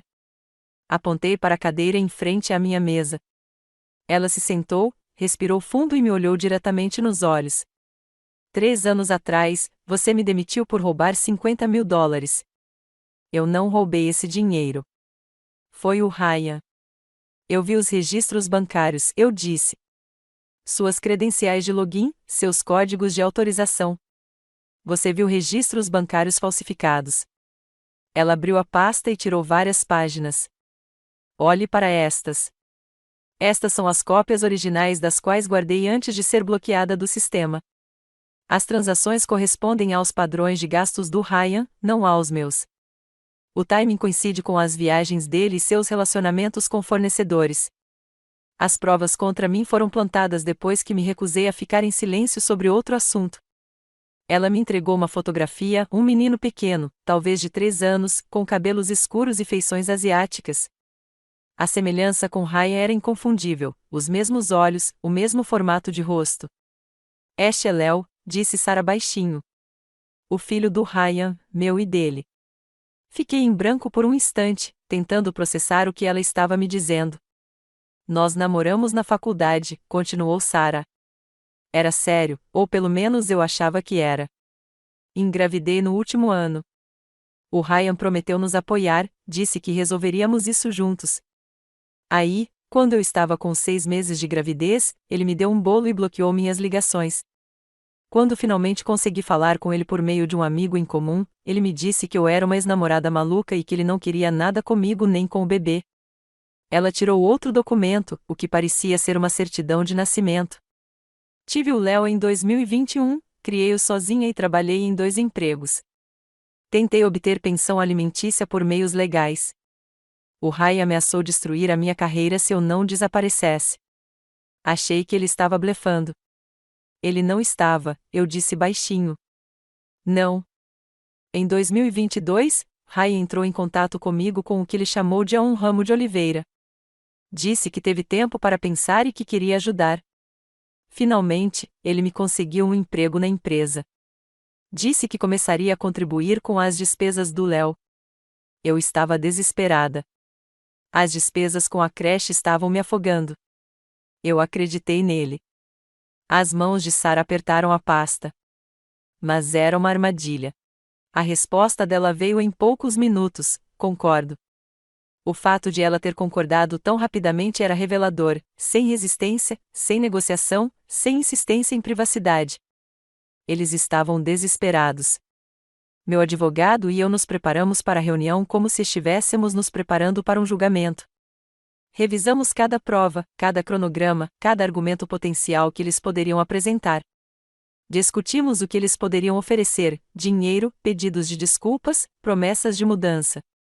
Eles vão pedir que você faça isso desaparecer, previu meu advogado, que retire as acusações, convença a Sarah a retirar as dela, diga ao conselho para pegar leve com Ryan. Eles vão lhe oferecer algo em troca. O que eles poderiam oferecer para me fazer isso? Ele me olhou sério. É isso que vamos descobrir. Tínhamos provas suficientes para destruir Ryan completamente: as acusações de fraude, o desfalque, a demissão injusta, a criança abandonada, o padrão de abuso que se estendia por anos. Qualquer uma dessas coisas teria sido prejudicial, juntas, foram devastadoras. Mas eu não estava preparado para o que minha mãe adotiva ofereceria em troca de misericórdia. Não, Zoe. A reunião aconteceu no dia 2 de junho na sala de conferências do meu advogado. O espaço era estéril e profissional, um território neutro que não lembrava em nada a sala de jantar da família, onde outrora compartilhávamos refeições e celebrávamos feriados, quando eu ainda acreditava que éramos uma família de verdade. Meu advogado e eu nos sentamos de um lado da mesa. Diane, John e o advogado dele sentaram-se do outro. A formalidade era chocante. Éramos estranhos negociando os termos, não uma família tentando se curar. Diane começou sem preâmbulos: queremos resolver esta situação antes que mais danos sejam causados à família e à empresa. Você quer dizer antes de Ryan ir para a prisão? Perguntei. John estremeceu. Diane apertou o maxilar, mas insistiu. Estamos preparados para lhe oferecer um acordo, continuou ela, deslizando um documento sobre a mesa. Controle total da empresa, aumento salarial significativo, reconhecimento público de suas contribuições ao longo dos anos, um pedido formal de desculpas por escrito. Em troca, você pede a Sarah que retire as acusações e para de perseguir essa vingança contra seu irmão. Meu advogado se inclinou para a frente antes que eu pudesse responder. Isso não é possível. O caso da Sra. Mitchell é completamente separado do da minha cliente. Ela tem seu próprio advogado, suas próprias queixas, seu próprio direito de buscar justiça. E chamar a apresentação de provas de comportamento criminoso de vingança o caracteriza fundamentalmente mal a situação. O silêncio que se seguiu foi pesado e desconfortável. O advogado deles mexeu em papéis desnecessariamente. John olhou fixamente para as próprias mãos. Falei com cuidado, medindo cada palavra. Por 25 anos, você me ensinou que a verdade importa, que a integridade é tudo, que a família se protege mutuamente responsabilizando-se mutuamente, não encobrindo erros. Estou apenas aplicando essas lições. Ryan cometeu crimes. Sarah e o filho merecem justiça. Não vou interferir nesse processo, nem por você. A compostura de Diane vacilou. Sua voz se elevou, trêmula de emoção. Você vai destruir esta família por dinheiro e mágoas, por uma história antiga que deveria ter permanecido enterrada. Não, respondi, mantendo a voz firme, mesmo com a raiva queimando em meu peito. Ryan destruiu esta família sendo um criminoso que você apoiou por 35 anos, machucando pessoas e não enfrentando consequências porque você sempre o protegeu. Eu simplesmente me recuso a ajudar a encobrir isso. John pôs a mão no braço de Diane e falou baixinho, com a voz carregada de resignação. Eles têm razão, Diane. Estamos mentindo para nós mesmos há anos. Ryan é um adulto que fez escolhas terríveis. Não podemos mais protegê-lo das consequências. Não deveríamos tê-lo protegido o tempo todo. Diane se virou para ele, com os olhos brilhando. Então, você está do lado deles agora? Depois de tudo que passamos, depois de todos os anos que passamos construindo esta família, você está escolhendo a criança adotada em vez do nosso filho? Finalmente estou parando de tomar partido, disse John. E havia uma tristeza profunda em sua voz que o fazia parecer 20 anos mais velho. O que Ryan fez foi errado. O que fizemos com Helena foi errado. Não podemos consertar nada oferecendo dinheiro para ficarmos quietos. Isso é só mais um exemplo do mesmo padrão que nos trouxe até aqui. Era claramente uma discussão constante entre eles, que vinha se desenrolando a portas fechadas há semanas. Eu podia perceber isso na maneira como se movimentavam, na natureza prática de suas posições. Diane começou a chorar lágrimas de verdade, não do tipo manipulador que eu havia usar em reuniões familiares quando queria compaixão ou queria redirecionar a atenção. Eram lágrimas de desespero genuíno. Não sei como consertar isso, disse ela, com a voz embargada. Não sei como chegamos aqui. Não sei o que fazer. Senti uma compaixão inesperada crescer no meu peito, mas permaneci firme.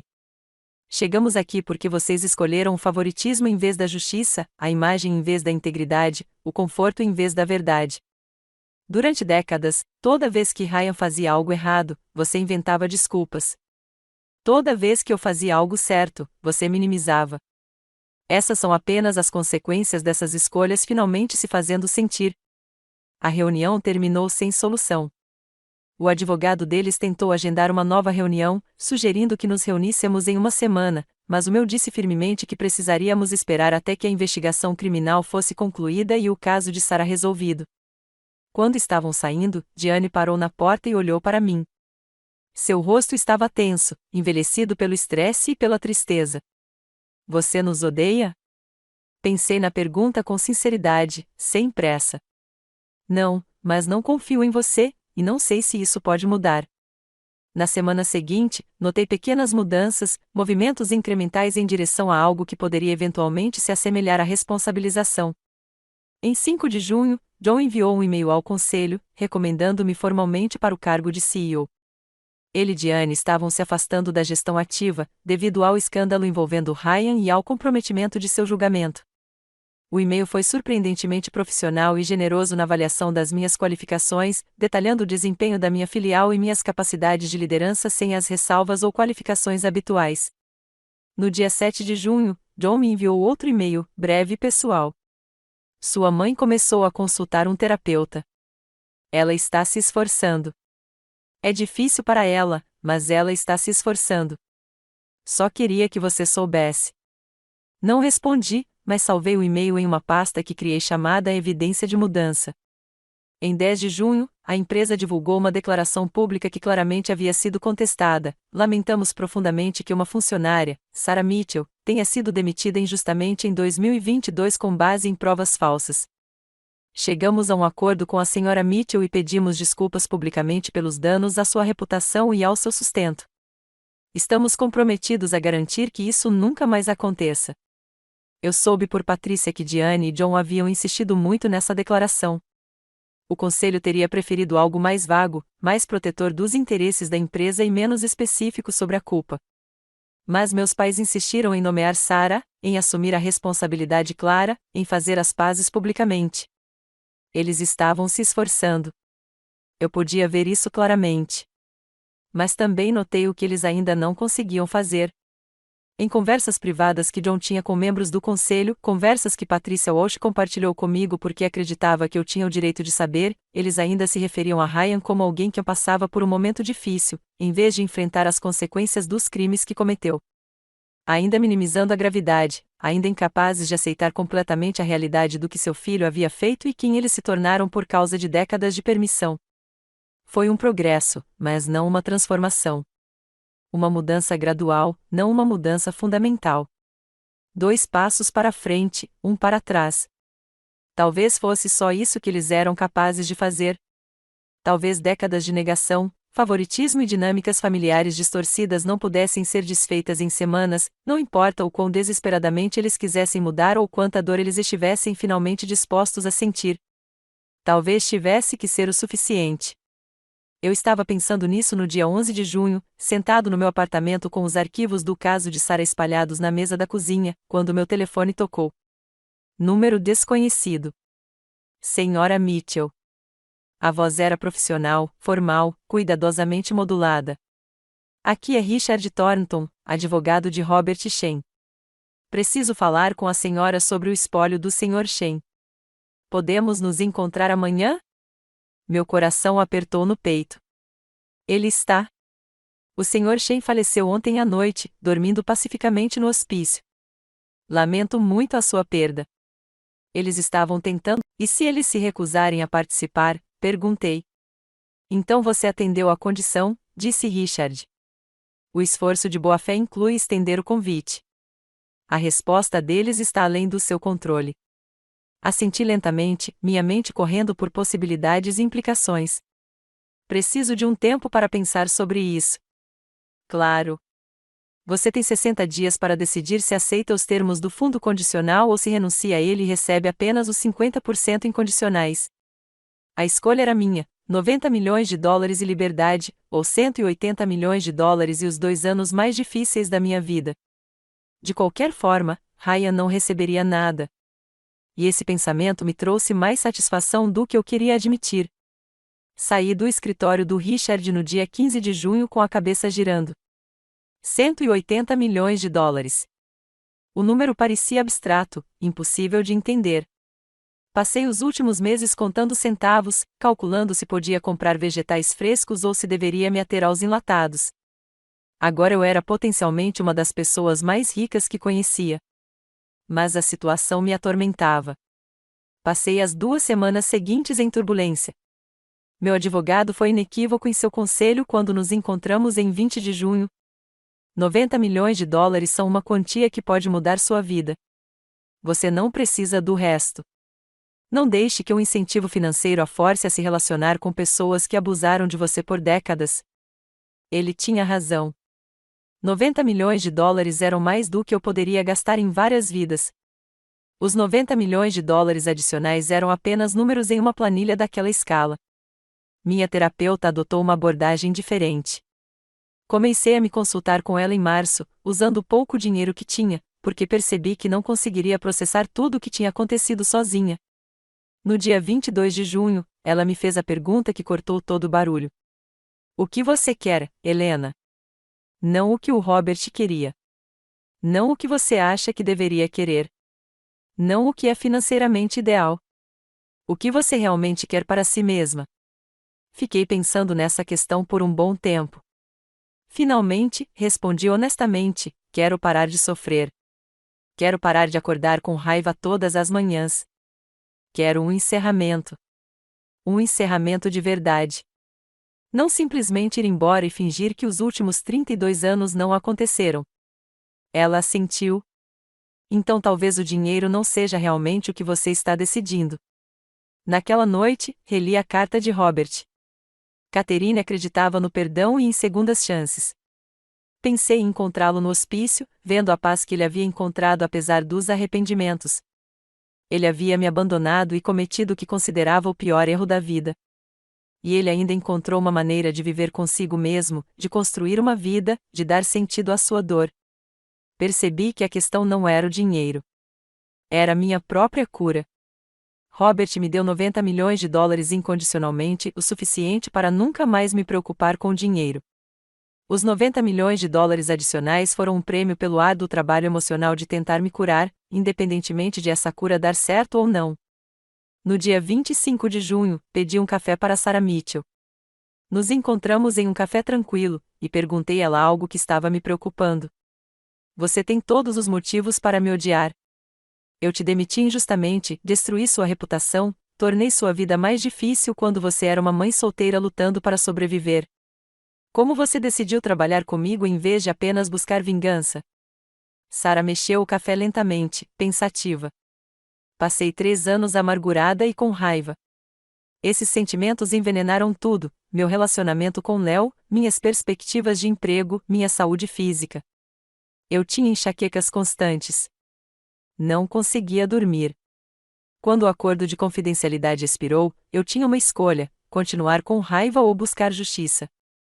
Justiça significava lidar com você, mesmo que você me machucasse.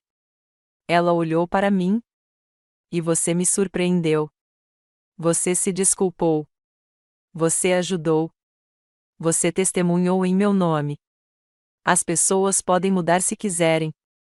Nem todo mundo muda, mas é possível. Diane e John mostraram pequenos sinais de mudança, eu disse baixinho. Não o suficiente, talvez, mas alguns. A condição que Robert impôs não tem nada a ver com eles, disse Sarah.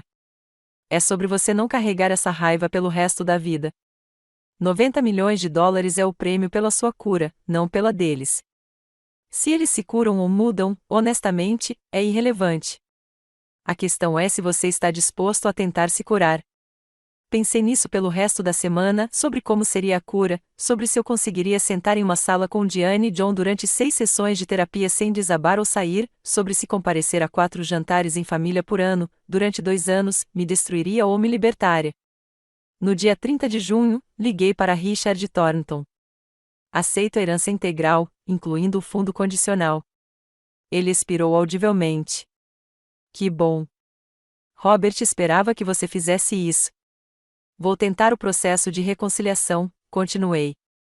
Não por eles, nem mesmo pelo dinheiro, na verdade, mas por mim mesma, porque não quero ser como Diane, consumida por uma dor de décadas, incapaz de enxergar além da minha própria mágoa, destruindo relacionamentos porque não consigo me curar. Robert ficaria orgulhoso, disse Richard, e eu podia ouvir a emoção em sua voz. Estabelecerei a estrutura de confiança e imediatamente entrarei em contato com vários terapeutas familiares qualificados, especializados em reconciliação familiar complexa.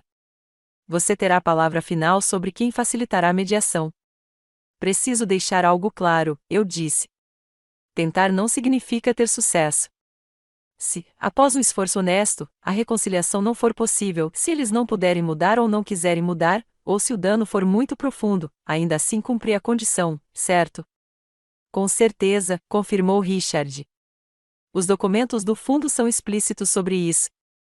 Tudo o que é necessário é um esforço de boa-fé. Você deve comparecer, participar honestamente e tentar genuinamente a reconciliação.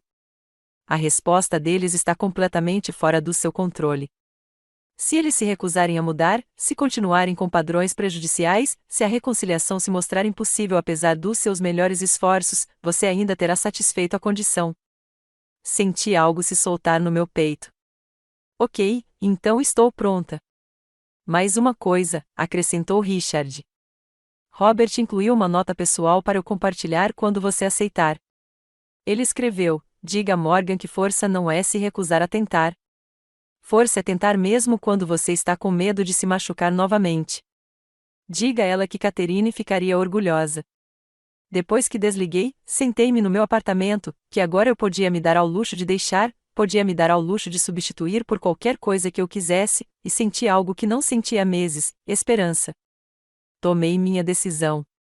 Tentaria me reconciliar com Diane e John, não porque eles merecessem, não porque o dinheiro exigisse, mas porque eu merecia paz. Porque eu merecia saber que tinha feito tudo o que podia antes de fechar aquela porta para sempre. Mas eu tinha minhas próprias condições. Saí do consultório da minha terapeuta no dia 30 de junho com uma sensação de propósito que não sentia há meses. A decisão estava tomada. Agora vinha a parte difícil, a implementação. No dia 5 de julho, a transferência formal da herança foi concluída. Sentei-me no escritório de Richard Thornton e assinei documento após documento, cada um transferindo mais uma parte do legado de Robert para mim. Shen Industries, um empreendimento imobiliário comercial de 180 milhões de dólares que Robert construiu ao longo de 3 décadas. Portfólios de investimento, participações imobiliárias em 3 estados e 90 milhões de dólares em ativos líquidos imediatamente disponíveis. Agora eu era mais rico e poderoso do que minha família adotiva jamais havia sido. Minha primeira ação foi criar a Fundação Catherine Morrison, um financiamento inicial de 10 milhões de dólares, focado em apoiar pais solteiros e crianças adotadas, as pessoas que Catherine gostaria de ajudar. Pessoas como Sarah, lutando sozinhas. Pessoas como eu, divididas entre famílias e identidades. Minha segunda ação foi estratégica.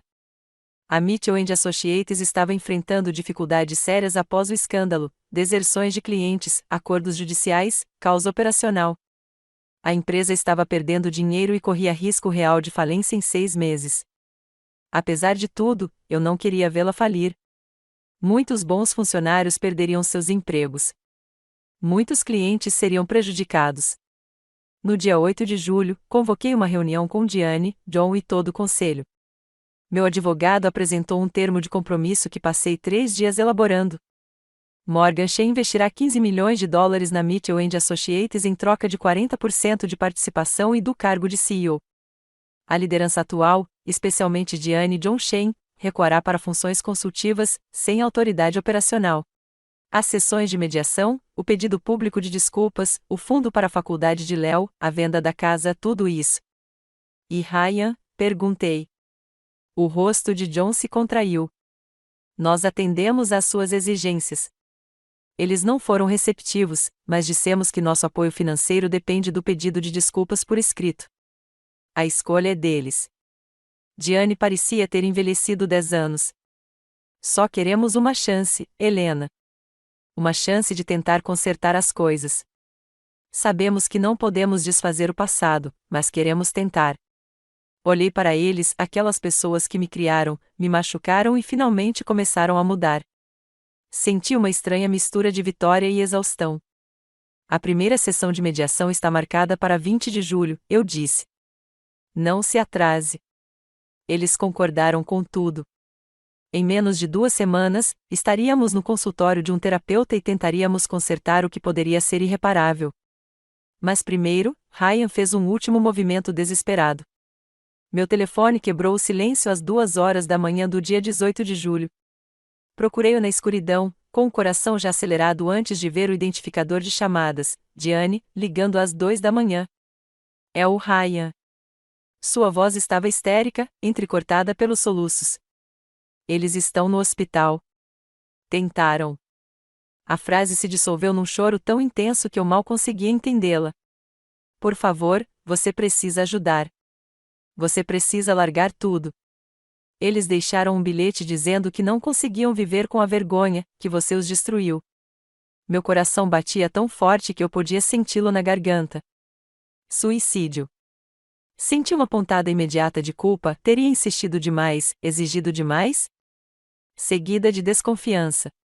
Aquilo era típico do Ryan, exatamente o tipo de atitude que eles tomariam. John pegou o telefone da mão de Diane. Sua voz estava mais firme, porém tensa. Estamos no pronto-socorro do Memorial Hospital. Por favor, venha. Independentemente das nossas diferenças, Ryan ainda é família, ainda é seu irmão. Vesti-me no escuro, com as mãos tremendo levemente enquanto vestia uma calça jeans e um suéter. 20 minutos depois, eu dirigia por ruas vazias em direção ao hospital, com a mente oscilando entre culpa e dúvida. A sala de espera do pronto-socorro estava mal iluminada e quase vazia às 2h30 da manhã. Diane e John estavam sentados em cadeiras de plástico, parecendo arrasados. Os olhos de Diane estavam vermelhos e inchados. O rosto de John estava pálido. Diane me agarrou assim que me viu. Diga à polícia que você vai retirar as acusações. Diga a eles que foi tudo um mal-entendido. É disso que Ryan precisa, esperança. Você pode salvá-los. Afastei-me gentilmente, mas com firmeza. Deixe-me falar com o médico primeiro. Encontrei uma enfermeira na estação, uma mulher de 40 e poucos anos com aparência cansada. Mostrei minha identidade e expliquei que era da família, pedindo informações sobre o estado de saúde de Ryan. Ela verificou o prontuário e algo mudou em sua expressão, não exatamente preocupação, mas algo mais próximo de aborrecimento. Paciente estável. Lacerações superficiais em ambos os pulsos, já enfaixadas. Sem risco médico. Superficial. A enfermeira olhou para a sala de espera onde meus pais estavam sentados e baixou a voz. Cá entre nós, vemos muitas tentativas genuínas de suicídio neste pronto-socorro. Esta não foi uma delas. Os cortes eram horizontais, superficiais, quase sem pontos, um comportamento clássico de chamar atenção. E o próprio paciente ligou para o 190, totalmente consciente quando os paramédicos chegaram. Tentativas reais geralmente não dão tempo para fazer essa ligação. Minha suspeita se cristalizou em certeza. Posso vê-los? A enfermeira hesitou. Quarto 7. Mas a polícia quer entrevistá-los primeiro, e o médico precisa concluir a avaliação psiquiátrica. Fui até o quarto 7 e olhei pela janela. Ryan estava sentado na cama, com os pulsos enfaixados apoiados no cobertor, mexendo no celular. Eles pareciam mais irritados do que traumatizados.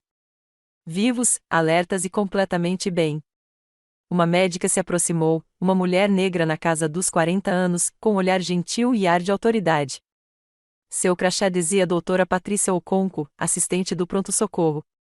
Vocês são da família? Ela perguntou. Irmã adotiva.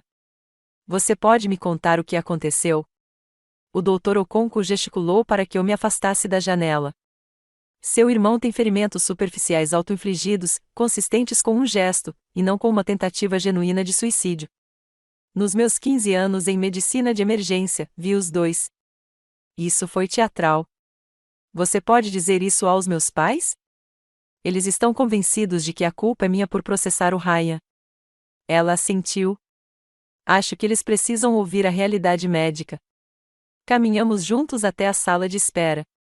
Diane e John se levantaram imediatamente. O Dr. Oconco se dirigiu a eles profissionalmente.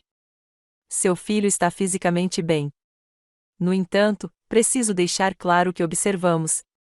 Os ferimentos foram superficiais, e as circunstâncias sugerem fortemente que não se tratou de uma tentativa genuína de suicídio, mas sim de um gesto, possivelmente planejado para provocar uma resposta específica. Estamos recomendando avaliação psiquiátrica, mas não há perigo médico. O rosto de Diane se contraiu. Como você pode dizer isso? Eles estavam desesperados. Eu entendo que isso é difícil, disse o Dr. Oconco com firmeza.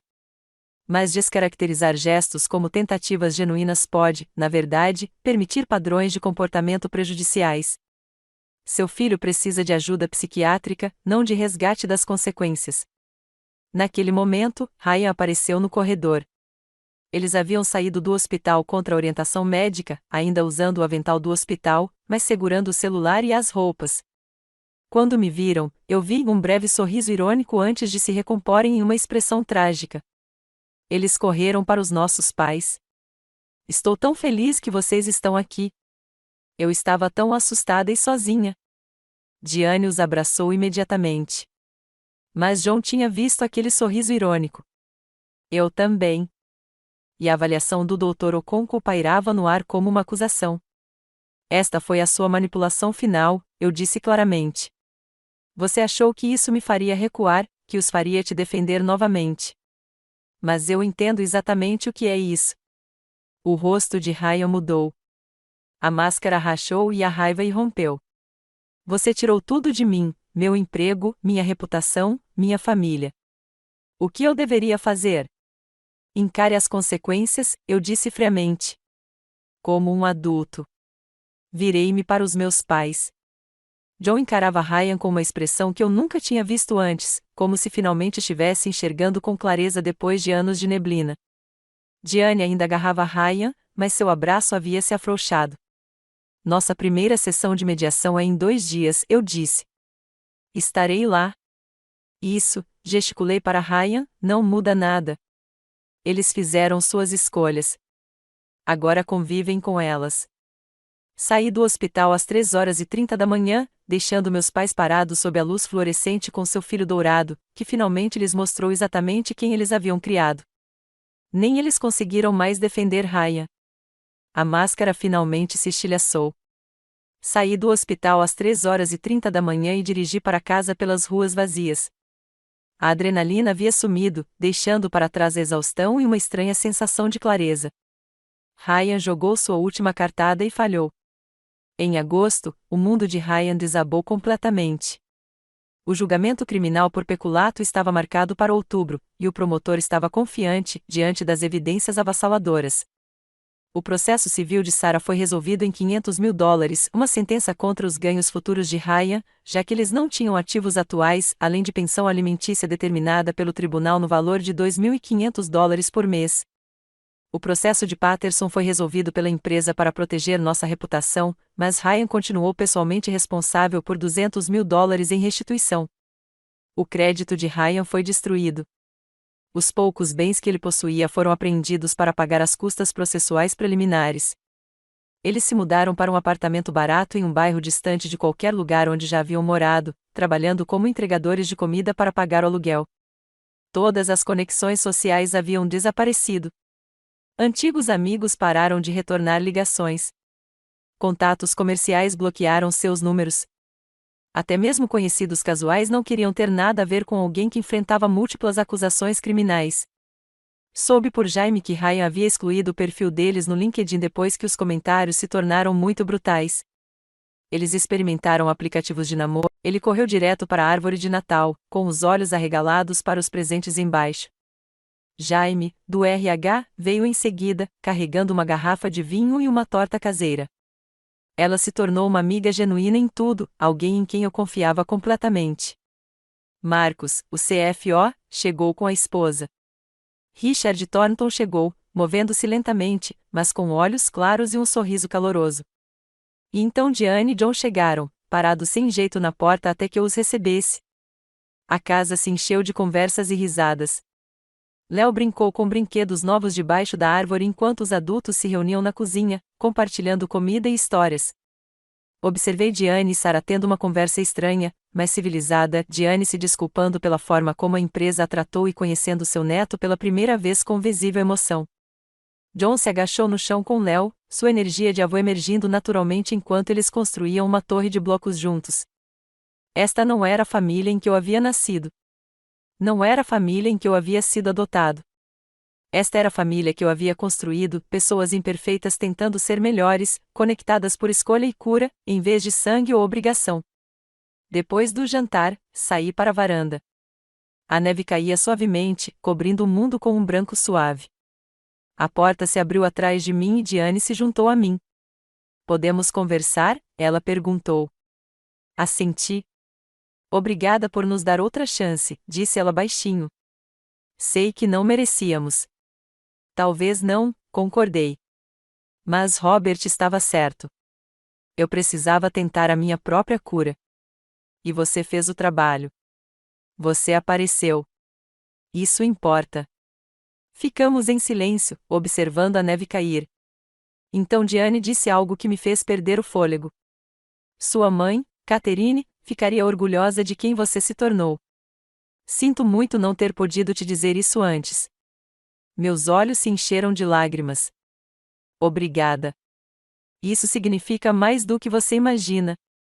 Voltamos juntos para dentro, para o calor, a luz e o som das pessoas que escolheram estar ali. Tarde da noite, depois que todos foram embora, sentei-me perto da árvore de Natal, tendo apenas as luzes cintilantes como companhia. Segurei a fotografia que Richard me dera meses antes, Catherine e Robert, jovens, apaixonados e cheios de esperança. "Acho que finalmente entendi o que vocês queriam para mim", sussurrei para seus sorrisos congelados. Nem vingança, nem mesmo justiça, apenas liberdade para escolher meu próprio caminho e paz para trilhá-lo. Coloquei a foto na lareira, onde ela pertencia, então olhei ao redor para a casa que eu havia construído, a vida que eu havia criado, o futuro que eu estava moldando.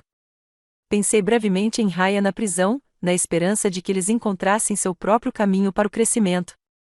Mas essa era a jornada deles agora, não minha. Minha jornada foi aqui, uma empresa de sucesso administrada com integridade, relacionamentos baseados na honestidade, uma vida livre da disfunção dos outros. O relógio bateu meia-noite, dia de Natal. Sorri, sentindo algo que não sentia há anos, alegria genuína. Não porque tudo era perfeito, mas porque tudo era real. Algumas histórias terminam com vingança. A minha terminou com redenção, não a deles, mas a minha. E essa, percebi, foi a maior vitória de todas. Então essa é a história de Helena, da filha que nunca foi boa o suficiente, jogada na neve na véspera de Natal, a CEO que reconstruiu não apenas uma empresa, mas toda a sua vida. Ela não apenas venceu aqueles que a machucaram.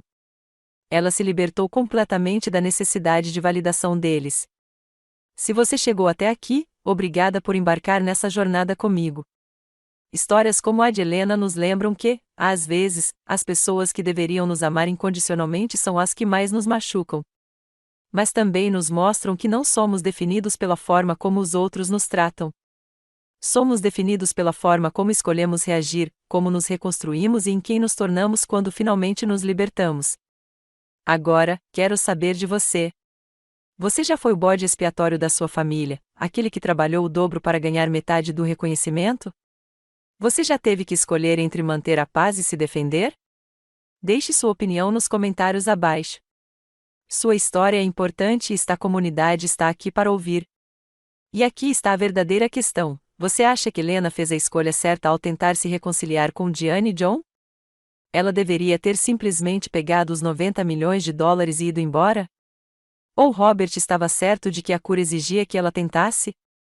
Não há resposta errada aqui. Eu realmente quero saber o que você pensa. Se esta história ressoou com você, clique no botão de inscrição e ative as notificações. Compartilho histórias como esta toda semana, histórias de pessoas que enfrentaram situações impossíveis e encontraram um caminho. Histórias sobre justiça, redenção e a coragem necessária para escolher a si mesmo quando todos esperam que você se sacrifique. E se você conhece alguém que precisa ouvir a história de Helena, alguém que está lutando contra a disfunção familiar ou sente que nunca será o suficiente, compartilhe este vídeo com essa pessoa. Às vezes, saber que não estamos sozinhos é o primeiro passo em direção à liberdade. Obrigado por assistir. Obrigado por fazer parte desta comunidade. E lembre-se, você não é definido pela família em que nasceu. Você é definido pela vida que escolhe construir e pela pessoa que decide se tornar. Vejo você na próxima história.